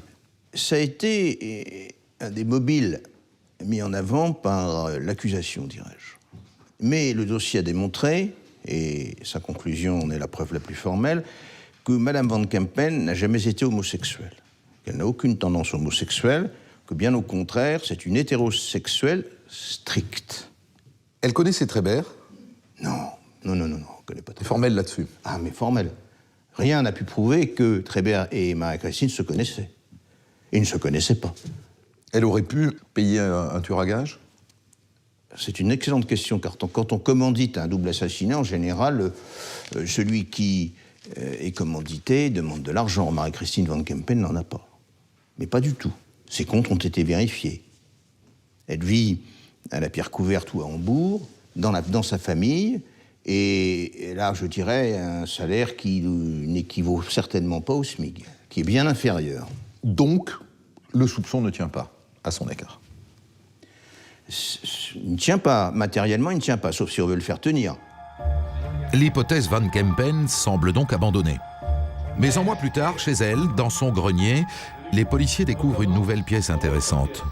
Une boule de ruban adhésif sur laquelle ils repèrent un cheveu. L'analyse ne leur permet pas d'établir la totalité de l'empreinte génétique, mais Seulement quelques éléments qui leur permettent de rapprocher ce cheveu d'un proche de Trébert, Nicolas Métier. Nicolas Métier, c'est le fils de l'employeur de Trébert. Et cela fait des mois que les policiers ont ce jeune homme de 20 ans dans le collimateur. D'abord parce qu'en dépit de la différence d'âge, il est l'ami de Trébert, les deux hommes chassent ensemble, et puis Nicolas Métier est incapable de donner un emploi du temps fiable le jour de la disparition de Géraldine Giraud et de Katia L'Herbier. Il ne se rappelle pas ce qu'il a fait ce soir-là, son ami ne se rappelle pas non plus. Son téléphone était coupé le soir des faits, tout comme Jean-Pierre Trébert. Bon, c'est très très surprenant qu'il ait bien évidemment décidé de faire des investigations sur Nicolas Métier. Le 16 novembre 2005, la police place en garde à vue tous les membres de la famille Métier. Le père, la mère, le fils Nicolas et sa petite amie. Là, ils ont mis la pression et il a fallu qu'on leur fournisse l'emploi du temps de moi, de Nicolas, de ma femme, sur ce qui s'était passé l'année d'avant. Alors, je voudrais bien voir toute personne pour se rappeler ce qu'on a fait il y a 1 an sans l'avoir noté ni rien. Alors, bon, ça a été difficile à retrouver. Hein. Faute de charges suffisantes, toute la famille est libérée. Mais Nicolas Métier n'en a pas fini avec la police. Plusieurs mois plus tard, il est à nouveau placé en garde à vue. Michel Cuneau et ses hommes reviennent avec lui fouiller le terrain de la famille Métier. Il pensait qu'on avait enterré une voiture. Que mon garçon avait enterré une voiture, la voiture qui avait servi à Jean-Pierre Trébert pour transporter les corps. Alors, comme il pensait qu'il était complice, il pensait qu'il l'avait enterré là-haut. Détecteur de métaux à l'appui, les policiers inspectent l'exploitation des métiers. Car Jean-Pierre Trébert ne roulait pas qu'en Peugeot 205 au moment des faits. Des témoins l'ont vu à l'époque circuler en Renault Clio avec Nicolas Métier. Et cette voiture a disparu. Les policiers déterrent bien le moteur d'une Clio, mais ça n'est pas la bonne. En ce qui concerne Nicolas Métier, hormis cet ADN qui pouvait être commun, son emploi du temps qui pouvait être flou, son amitié avec Jean-Pierre Trébert et leur connivence sur certains faits, la disparition du véhicule, on n'a rien d'autre. Donc le juge d'instruction a décidé de le remettre en liberté à l'issue de la garde à vue. J'aurais bien aimé qu'il soit confronté directement avec monsieur le juge d'instruction dans son cabinet pour voir ce qu'il avait à dire en dehors de la garde à vue. Nous, on est arrivés au terme de la garde à vue, on ne pouvait pas aller plus loin. Les policiers sont agacés, les parties civiles aussi. Roland Giraud n'hésite pas à critiquer publiquement à la télévision le travail de la justice. Oui, il est vrai que le travail admirable que fait le policier enquêteur depuis 2 ans est contré systématiquement, et je le dis sous ma propre responsabilité, totalement, hein, ça n'engage que moi, est contré systématiquement par le jeune juge qui, lui, fait partie de ceux qui ont la faiblesse de ne pas faire vraiment ce qu'ils ont à faire. Voilà. Ouais. Pourquoi ne l'avez-vous pas mis en examen ? La non-mise en examen de Nicolas Métier est pour moi une évidence. Hein, et elle est basée sur une réalité scientifique, puisque ce qu'il met en cause principalement, c'est une histoire d'ADN. Le profil mitochondrial de Nicolas Métier, on le retrouve chez une personne sur 500. Une personne sur 500, à Sens, ça représente 80 personnes. À Paris, 5000 personnes. En France, 120 000 personnes. On ne met pas en examen une personne, alors qu'il peut s'agir de 120 000 autres. Et à la fin du dossier, on finira par établir que, selon toute vraisemblance, ce cheveu appartenait plutôt à une ancienne locataire des lieux qui, de surcroît, avait travaillé dans le grenier.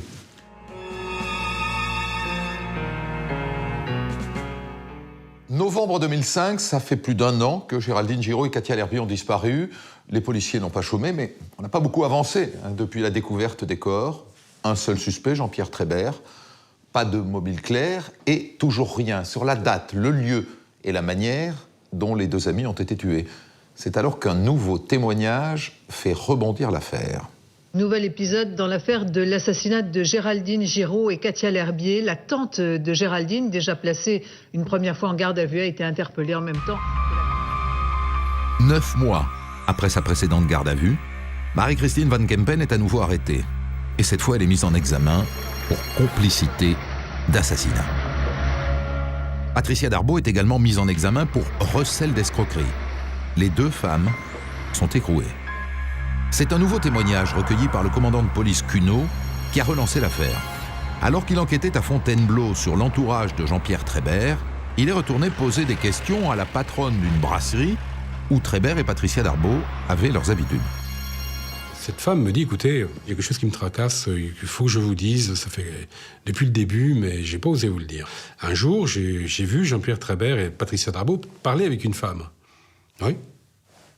Mais oui, et puis... Mais elle dit, cette femme, c'est celle qu'on voit dans les journaux, celle qu'on appelle la tante. Elle donne une description de sa tenue vestimentaire. Et dans cette description apparaît un manteau de fourrure très particulier. Elle me donne des détails sur ce manteau de fourrure. C'est un manteau de fourrure avec un col Mao, avec de couleur marron, avec des bandes, marron clair, marron foncé. Ce manteau de fourrure, il appartient à Ma Giraud, la mère de Géraldine, la femme de Roland. En tout cas, elle en possède un identique qu'elle affirme avoir prêté à sa sœur, Marie-Christine Van Kempen. Elle l'a récupéré en novembre 2004, après la disparition de sa fille. Marie-Christine Van Kempen dit « Non, ce manteau, je l'ai mis une fois. » On trouve une photo, elle était avec le manteau. Mais je l'ai mis qu'une fois, à une communion. Donc on entend bien évidemment tout son entourage.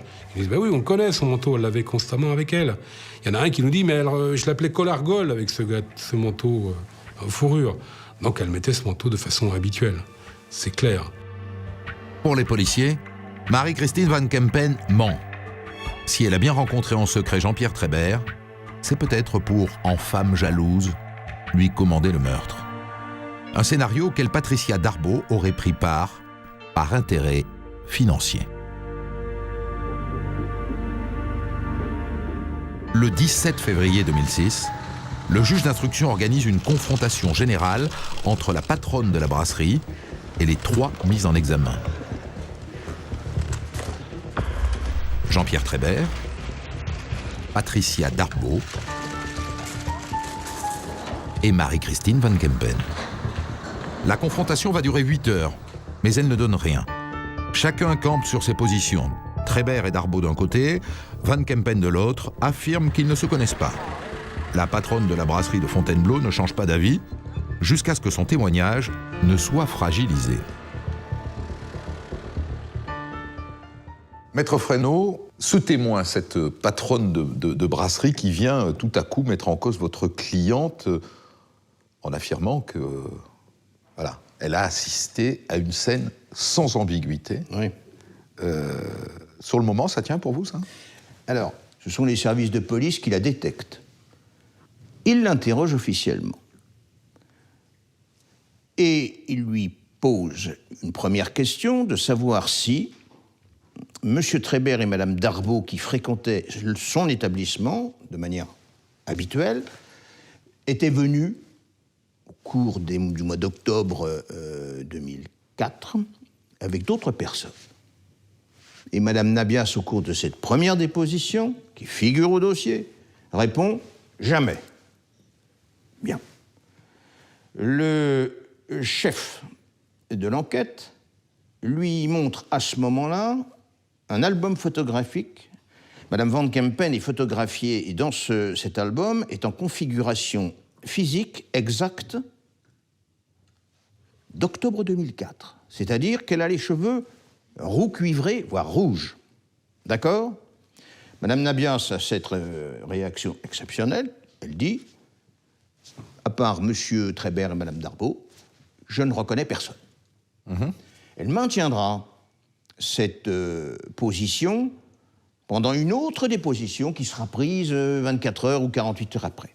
Et à la 3e ou 4e audition, par les mêmes services de police, ils vont sortir non plus le document officiel fait par le juge d'instruction contenant les photographies des intéressés ou des protagonistes de ce dossier, mais une photocopie de la photographie en noir et blanc de Mme Van Kempen tirée du journal Paris Match.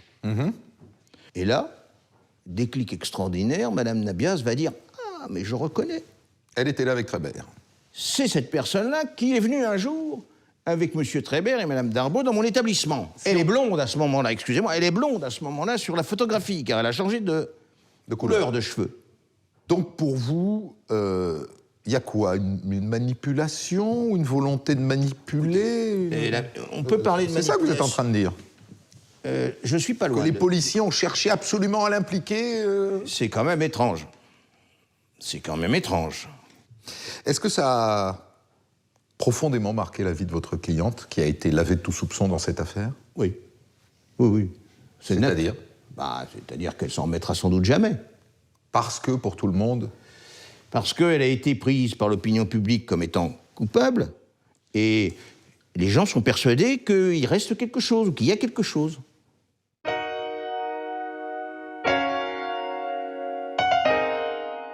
Michael Gir, ça fait 4 ans maintenant que l'instruction court. Vous décidez de renvoyer devant les assises Jean-Pierre Trébert et Jean-Pierre Trébert seul. Point. Il n'y a rien dans le dossier qui permette de renvoyer qui que ce soit d'autre comme complice. Il y a dans le dossier, et c'est ce qui a justifié des placements au garde à vue et des mises en examen, des éléments troublants pour les 2 femmes, Marie-Christine Van Kempen et Patricia Darboux. Mais leur mise en examen n'était concevable que parce que ce témoignage d'une serveuse de Fontainebleau est arrivé et a permis de nourrir le soupçon d'une rencontre à 3. Ce témoignage, il existe, il est réel, il est troublant, mais au bout du compte, il n'est corroboré par rien. Il y a eu tout au long de cette enquête l'hypothèse d'une complicité, d'un complice de Trébert, et vous vous êtes longtemps accroché à cet ADN retrouvé sur le ruban adhésif. Finalement, ça a donné quoi, cette piste-là? Cet ADN inconnu a été inscrit au fichier national automatisé des empreintes génétiques, qui a mouliné et puis a fini par nous sortir des rapprochements avec d'autres affaires. Et notre attention a été appelée par le fait que ces différentes affaires, qui n'avaient pas de lien en termes de nature, avaient été traitées par le même service de police. Donc, c'était l'ADN d'un policier? Les soupçons ont été confirmés. Il s'agissait effectivement de l'ADN d'un technicien en identification criminelle. Qui avait pollué la scène de crime. Qui avait pollué le scellé. Au bout de cette enquête, on a un coupable, mais sur le processus, c'est le vide, quoi. On a une personne qui est la dernière, jusqu'à preuve du contraire, à avoir vu Géraldine et Katia en vie. Une personne qui ment sur l'intégralité de ses relations avec les 2 jeunes femmes. Et puis une personne chez qui on va retrouver les 2 corps. Des victimes qui sont bâillonnées à l'aide du ruban adhésif orange, d'une marque bien particulière, qui est la même qui a servi à confectionner une arme de braqueur que l'on a retrouvée chez lui. Mais au final, sur ce qui s'est passé, on ne sait pas, quoi. On sait à peu près tout ce qui s'est passé jusqu'au 1er novembre à 20h10, et on sait qu'à 21h52 et 53, Jean-Pierre Trébert retire 250 € et 70 € avec les cartes bancaires des disparus à Villeneuve-sur-Yonne. Ce qui s'est passé au milieu, il n'y a que lui qui le sait, quoi. Ce qui s'est passé au milieu, effectivement, à tout le moins, Jean-Pierre Trébert n'a jamais donné d'explication crédible à ce qui a pu se passer ce soir-là. Et le dossier, et ça n'est pas une opinion, il démontre que Jean-Pierre Trébert est au cœur de l'histoire et qu'il a participé à ce qui s'est passé. La famille Giraud, elle, convaincue par son avocate de l'implication de Marie-Christine Van Kempen, fait appel de la décision du juge. Mais le 10 février 2009, la Cour d'appel de Paris confirme le non-lieu dont bénéficie Marie-Christine Van Kempen. Le procès de Jean-Pierre Trébert est prévu pour la fin de l'année 2009 et lui continue de dire qu'il est innocent. Une fois encore, Trébert se retrouve seul face à la justice, écrasé par les charges qui pèsent contre lui, mais constant dans ses dénégations.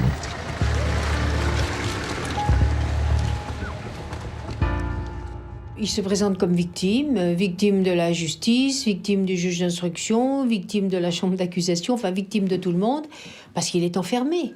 Parce qu'il est enfermé et qu'il crie son innocence. Michel Agrapard-Delmas a vu Trébert en mars 2008. Ça faisait plus de 3 ans qu'il était en prison.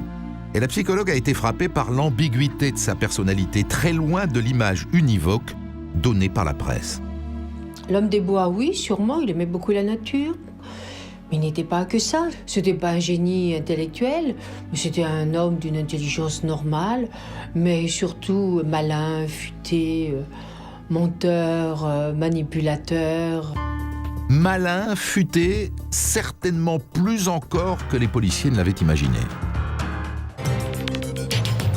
Bonsoir et bienvenue à tous. Des centaines de gendarmes, des maîtres chiens, des hélicoptères, mais toujours aucun résultat.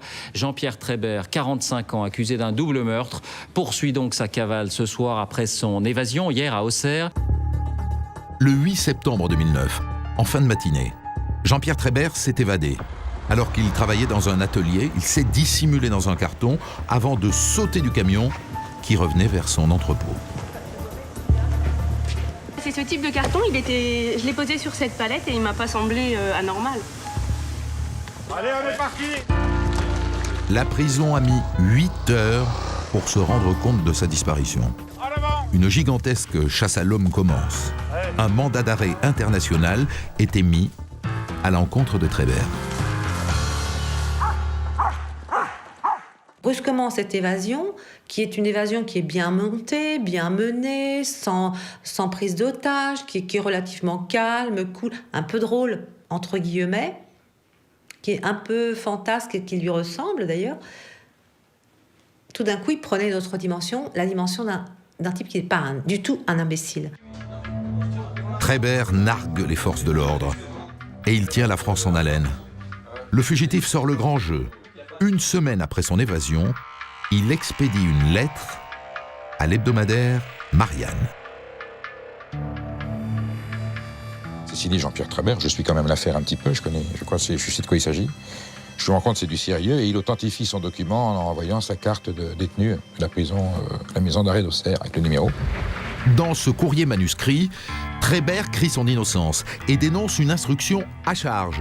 Il serait victime d'un complot ourdi par les vrais tueurs de Katia et Géraldine. La presse reproduit bientôt d'autres lettres, celles que Trébert envoie à Blandine, une amie dont il est amoureux. Il y raconte sa vie dans les bois. Koh-Lanta, c'est du pipi de chat à côté de ce que je fais. Ultime pied de nez à la police, Trébert cache ses lettres au pied d'un arbre sur lequel il a gravé un cœur pour sa belle.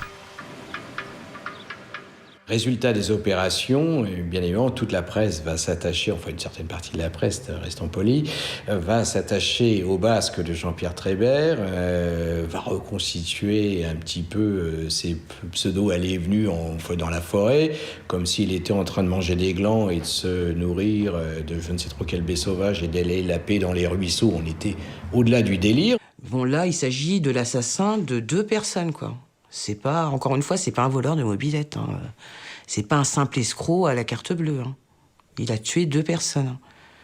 Donc que l'opinion, enfin en tout cas qu'une certaine opinion publique baignée par une certaine presse en arrive à se dire que c'est un pauvre Robin des Bois, qu'il a une Marianne à qui il écrit et pour qui il grave un cœur, je trouve ça pathétique, quoi. Pathétique. Jean-Pierre Trébert se joue depuis 5 semaines de toutes les polices de France et on apprend maintenant que des caméras de surveillance des forces de l'ordre l'ont filmé en pleine rue, mais sans permettre son arrestation. C'est le Figaro Magazine qui diffuse ces images. Les photos font scandale. On y voit Trébert en train de déambuler dans les rues de Bréau, un village de Seine-et-Marne. Les policiers sont encore passés à côté. Le 20 novembre, la folle équipée s'achève. On le croyait caché dans la forêt. Jean-Pierre Trébert se planquait dans un appartement miteux du centre-ville de Melun. Un refuge que lui avait procuré un de ses amis. L'homme des bois n'était pas dans les bois.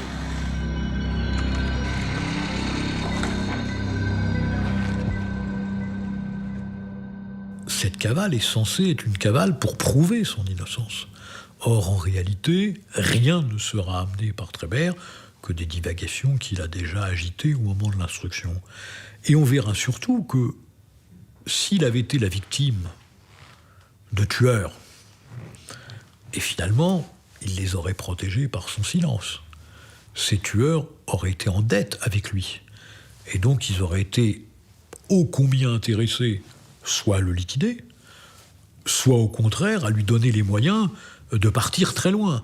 Or, on voit bien que sa cavale met à néant cette thèse des tiers qui seraient intervenus et on voit bien que ce crime, c'est son crime et qu'il n'y a pas d'autres personnes à incriminer dans cette affaire. Après 74 jours de cavale, Jean-Pierre Trébert retourne en prison. À Fleury-Mérogis cette fois, à l'isolement, jusqu'à son procès prévu au printemps 2010. Mais l'homme utilise sa dernière liberté. Lui qui avait toujours dit qu'il ne se déroberait pas à la justice, se suicide le 20 février. À 2 mois de son procès, il se pend dans sa cellule. Il avait écrit qu'il irait au procès, je n'y croyais pas. Déjà, je savais très bien qu'il n'accepterait pas de se retrouver face à des juges, face à des jurés, face à des témoins qui diraient des choses, des vérités finalement. Eh bien, il n'aurait pas supporté d'entendre tout ça. Un nouveau coup dur pour les parents de Katia et de Géraldine.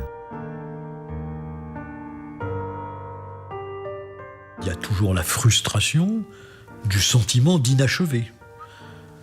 Mais en même temps, il n'y a pas d'impunité pour celui qui a causé la mort de Géraldine.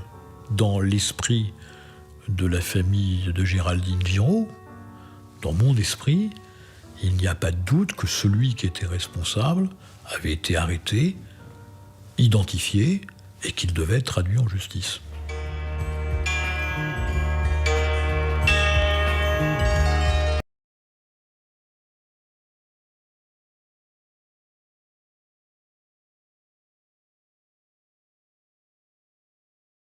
Aujourd'hui, nous nous plongeons dans un récit sombre qui s'est déroulé au cœur de la tranquillité du Gard, à la fin du mois de janvier 2023. C'est l'histoire d'une jeune fille de 18 ans nommée Siem, dont le destin s'est brutalement interrompu au détour d'une nuit apparemment ordinaire. À travers ce récit, nous allons explorer les méandres d'une affaire qui a secoué toute une région et laissé une communauté sous le choc. Le cadre de cette affaire se situe à Limoges, une petite commune paisible et verdoyante du sud de la France. Rien ne laissait présager que ce village sans histoire deviendrait le théâtre d'un tel drame humain. Siem y menait une vie simple, entourée de sa famille et de ses proches, dans une atmosphère quotidienne rythmée par la routine du lycée et les projets d'avenir. C'est pourtant là, au milieu de ces paysages familiers, que tout a basculé en quelques heures. Tout commence lors d'une soirée glaciale d'hiver où la jeune femme disparaît soudainement sans laisser de traces évidentes. Son téléphone cesse d'émettre, ses réseaux sociaux restent muets et son absence prolongée alerte immédiatement ses proches. Dans cette communauté où tout le monde se connaît, une telle disparition provoque une onde de choc immédiate et suscite l'inquiétude grandissante des habitants qui organisent les premières recherches.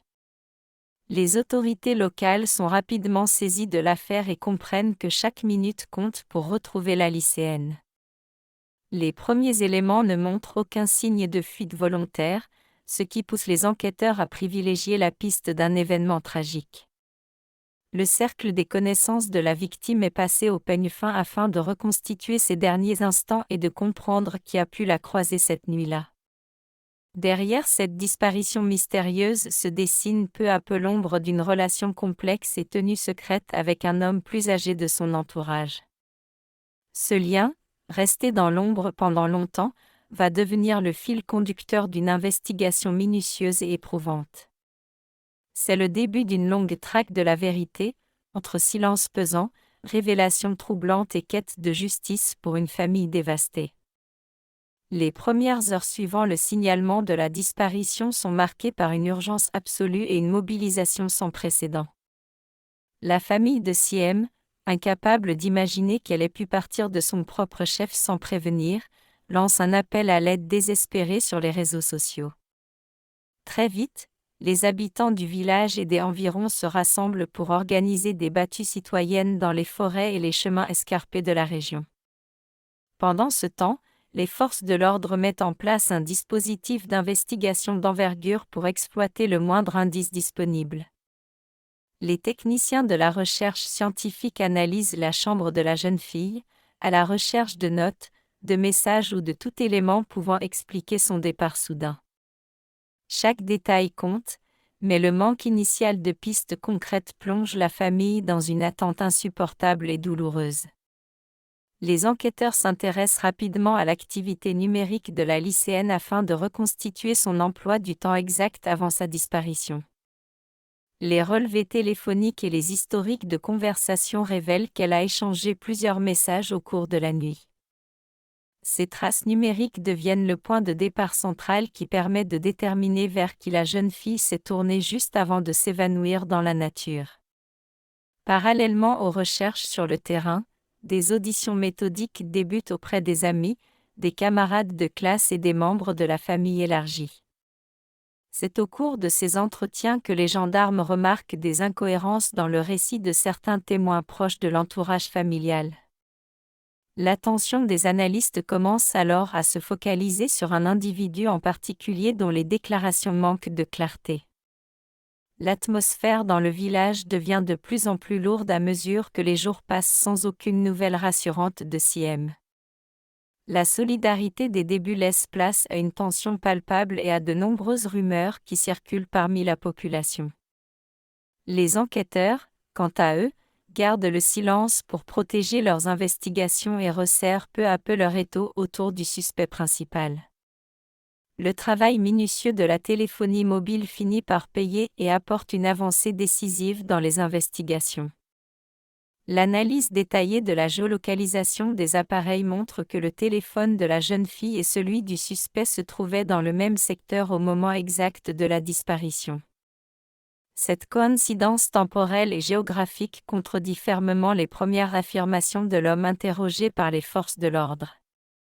Face à ces éléments matériels troublants, les autorités décident d'interpeller l'individu pour le placer en garde à vue afin d'obtenir des explications claires. L'homme en question n'est pas un inconnu pour la victime, puisqu'il s'agit du mari de sa cousine, une personne intégrée au cercle familial proche. Cette proximité rend l'avancée de l'enquête encore plus douloureuse pour les proches de Siem, pris entre l'incompréhension et le choc. Au cours des premières heures d'interrogatoire, le suspect tente de maintenir sa version initiale et de minimiser ses liens avec la jeune fille. Il évoque une simple relation amicale et nie fermement avoir vu Siem le soir de sa disparition. Cependant, les enquêteurs lui opposent les preuves techniques accumulées, notamment les enregistrements des antennes relais et les échanges de messages récemment restaurés.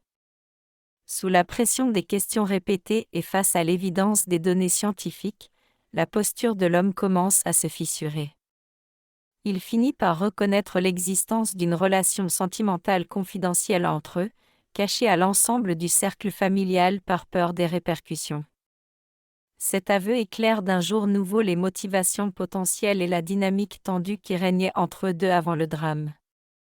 Malgré ses premières confessions sur la nature de leur lien, le suspect continue pendant de longues heures de nier toute responsabilité dans la disparition. Il affirme d'abord ne pas savoir où elle se trouve, tentant de détourner l'attention des enquêteurs vers d'autres pistes. Mais la persévérance des interrogateurs et la précision des preuves présentées vont finir par briser définitivement son système de défense. C'est au cours de la nuit précédant la fin de sa garde à vue que l'homme finit par céder et passe à des aveux complets.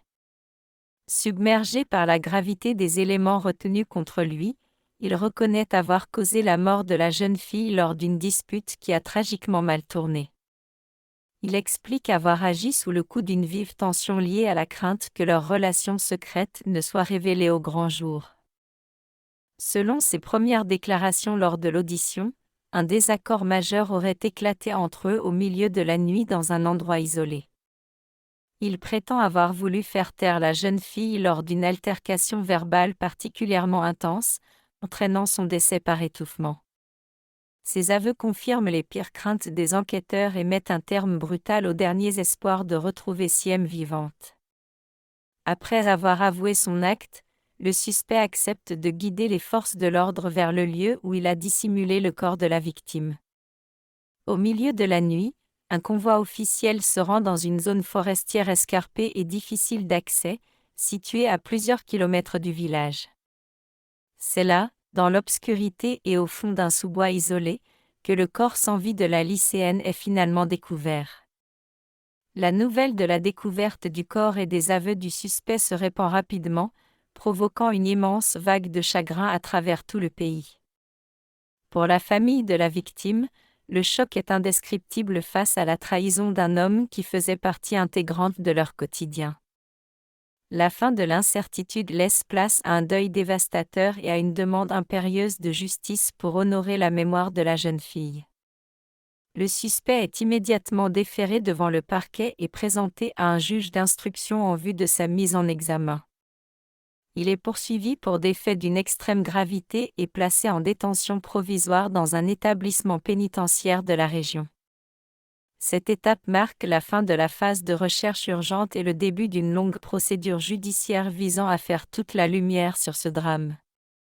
Une fois la phase d'arrestation terminée, l'instruction judiciaire s'ouvre pour déterminer avec précision le déroulement exact des faits. Les juges ordonnent des expertises médicales et autopsiques approfondies afin de vérifier si les déclarations du suspect correspondent exactement aux constatations scientifiques. Chaque indice prélevé sur la scène du crime est analysé pour reconstituer la chronologie exacte de cette nuit tragique. Les enquêteurs cherchent également à établir s'il y a eu préméditation ou si l'acte a été commis de manière impulsive comme l'affirme l'accusé. Les contenus des téléphones et des ordinateurs sont décortiqués par des experts en informatique pour analyser l'évolution de leurs échanges au fil des semaines précédentes. Il s'agit de comprendre si des tensions préexistantes ou des menaces avaient déjà eu lieu avant le rendez-vous fatal. Sur le plan psychologique, la personnalité du mis en examen est évaluée par des experts psychiatres afin de déterminer sa responsabilité pénale. Ces analyses cherchent à déceler des traits de caractère, des schémas comportementaux ou des antécédents pouvant éclairer le passage à l'acte. Le passé de l'homme est minutieusement fouillé pour vérifier s'il a déjà été impliqué dans d'autres affaires de violence par le passé. Pendant que l'instruction suit son cours, la communauté locale reste profondément marquée par ce drame qui a brisé une famille entière. Des marches blanches et des hommages sont organisés par les proches et les camarades de classe pour saluer la mémoire de la jeune défunte. La dignité et le courage de la famille face à cette épreuve suscitent un soutien massif de la part du public et des autorités. La procédure judiciaire se poursuit avec des reconstitutions sur le terrain destinées à confronter la version du suspect à la réalité des lieux. Ces étapes clés permettent aux avocats des parties civiles et de la défense de poser leurs questions et de soulever d'éventuelles contradictions. L'objectif ultime de cette longue phase d'instruction est de constituer un dossier solide en vue du futur procès devant la cour d'assises. L'affaire Siem reste gravée dans les mémoires comme un rappel poignant de la rapidité avec laquelle une vie innocente peut être fauchée par la violence. Ce drame a mis en lumière les dangers découlant de relations d'emprise et de situations de secret pesant sur de jeunes adultes. Au-delà du fait divers, c'est toute une société qui s'est retrouvée confrontée à la réalité des violences faites aux femmes. Pour la famille et les proches de la victime, le chemin vers la reconstruction est long et semé de douleurs insurmontables. L'attente du procès reste une étape indispensable pour espérer obtenir des réponses définitives et voir la justice s'appliquer en totalité. La mémoire de la jeune fille continue d'être honorée par ceux qui l'ont connue et aimée au quotidien. Le travail des forces de l'ordre et des magistrats dans cette affaire a permis de résoudre rapidement une disparition qui aurait pu rester un mystère impuni. Grâce aux outils technologiques modernes et à la ténacité des enquêteurs, la vérité a pu être établie en seulement quelques jours. Cette efficacité rappelle l'importance capitale des premières heures d'investigation dans les affaires de disparition inquiétantes. L'histoire de cette lycéenne du Gard s'inscrit malheureusement dans la liste des drames passionnels et familiaux qui secouent régulièrement l'opinion publique. Elle invite à une vigilance accrue et à une meilleure sensibilisation des plus jeunes face aux situations de manipulation ou de contrainte affective. Le souvenir de sa voix et de son sourire reste présent dans le cœur des habitants de sa région. En concluant ce récit, nous gardons une pensée émue pour Siem et pour tous ceux que ce drame a frappé de plein fouet. Ce chapitre tragique rappelle la valeur inestimable de la vie humaine et la nécessité constante de lutter contre les violences d'où qu'elles viennent. Merci de nous avoir suivis pour cet épisode, et à très bientôt pour un nouveau récit.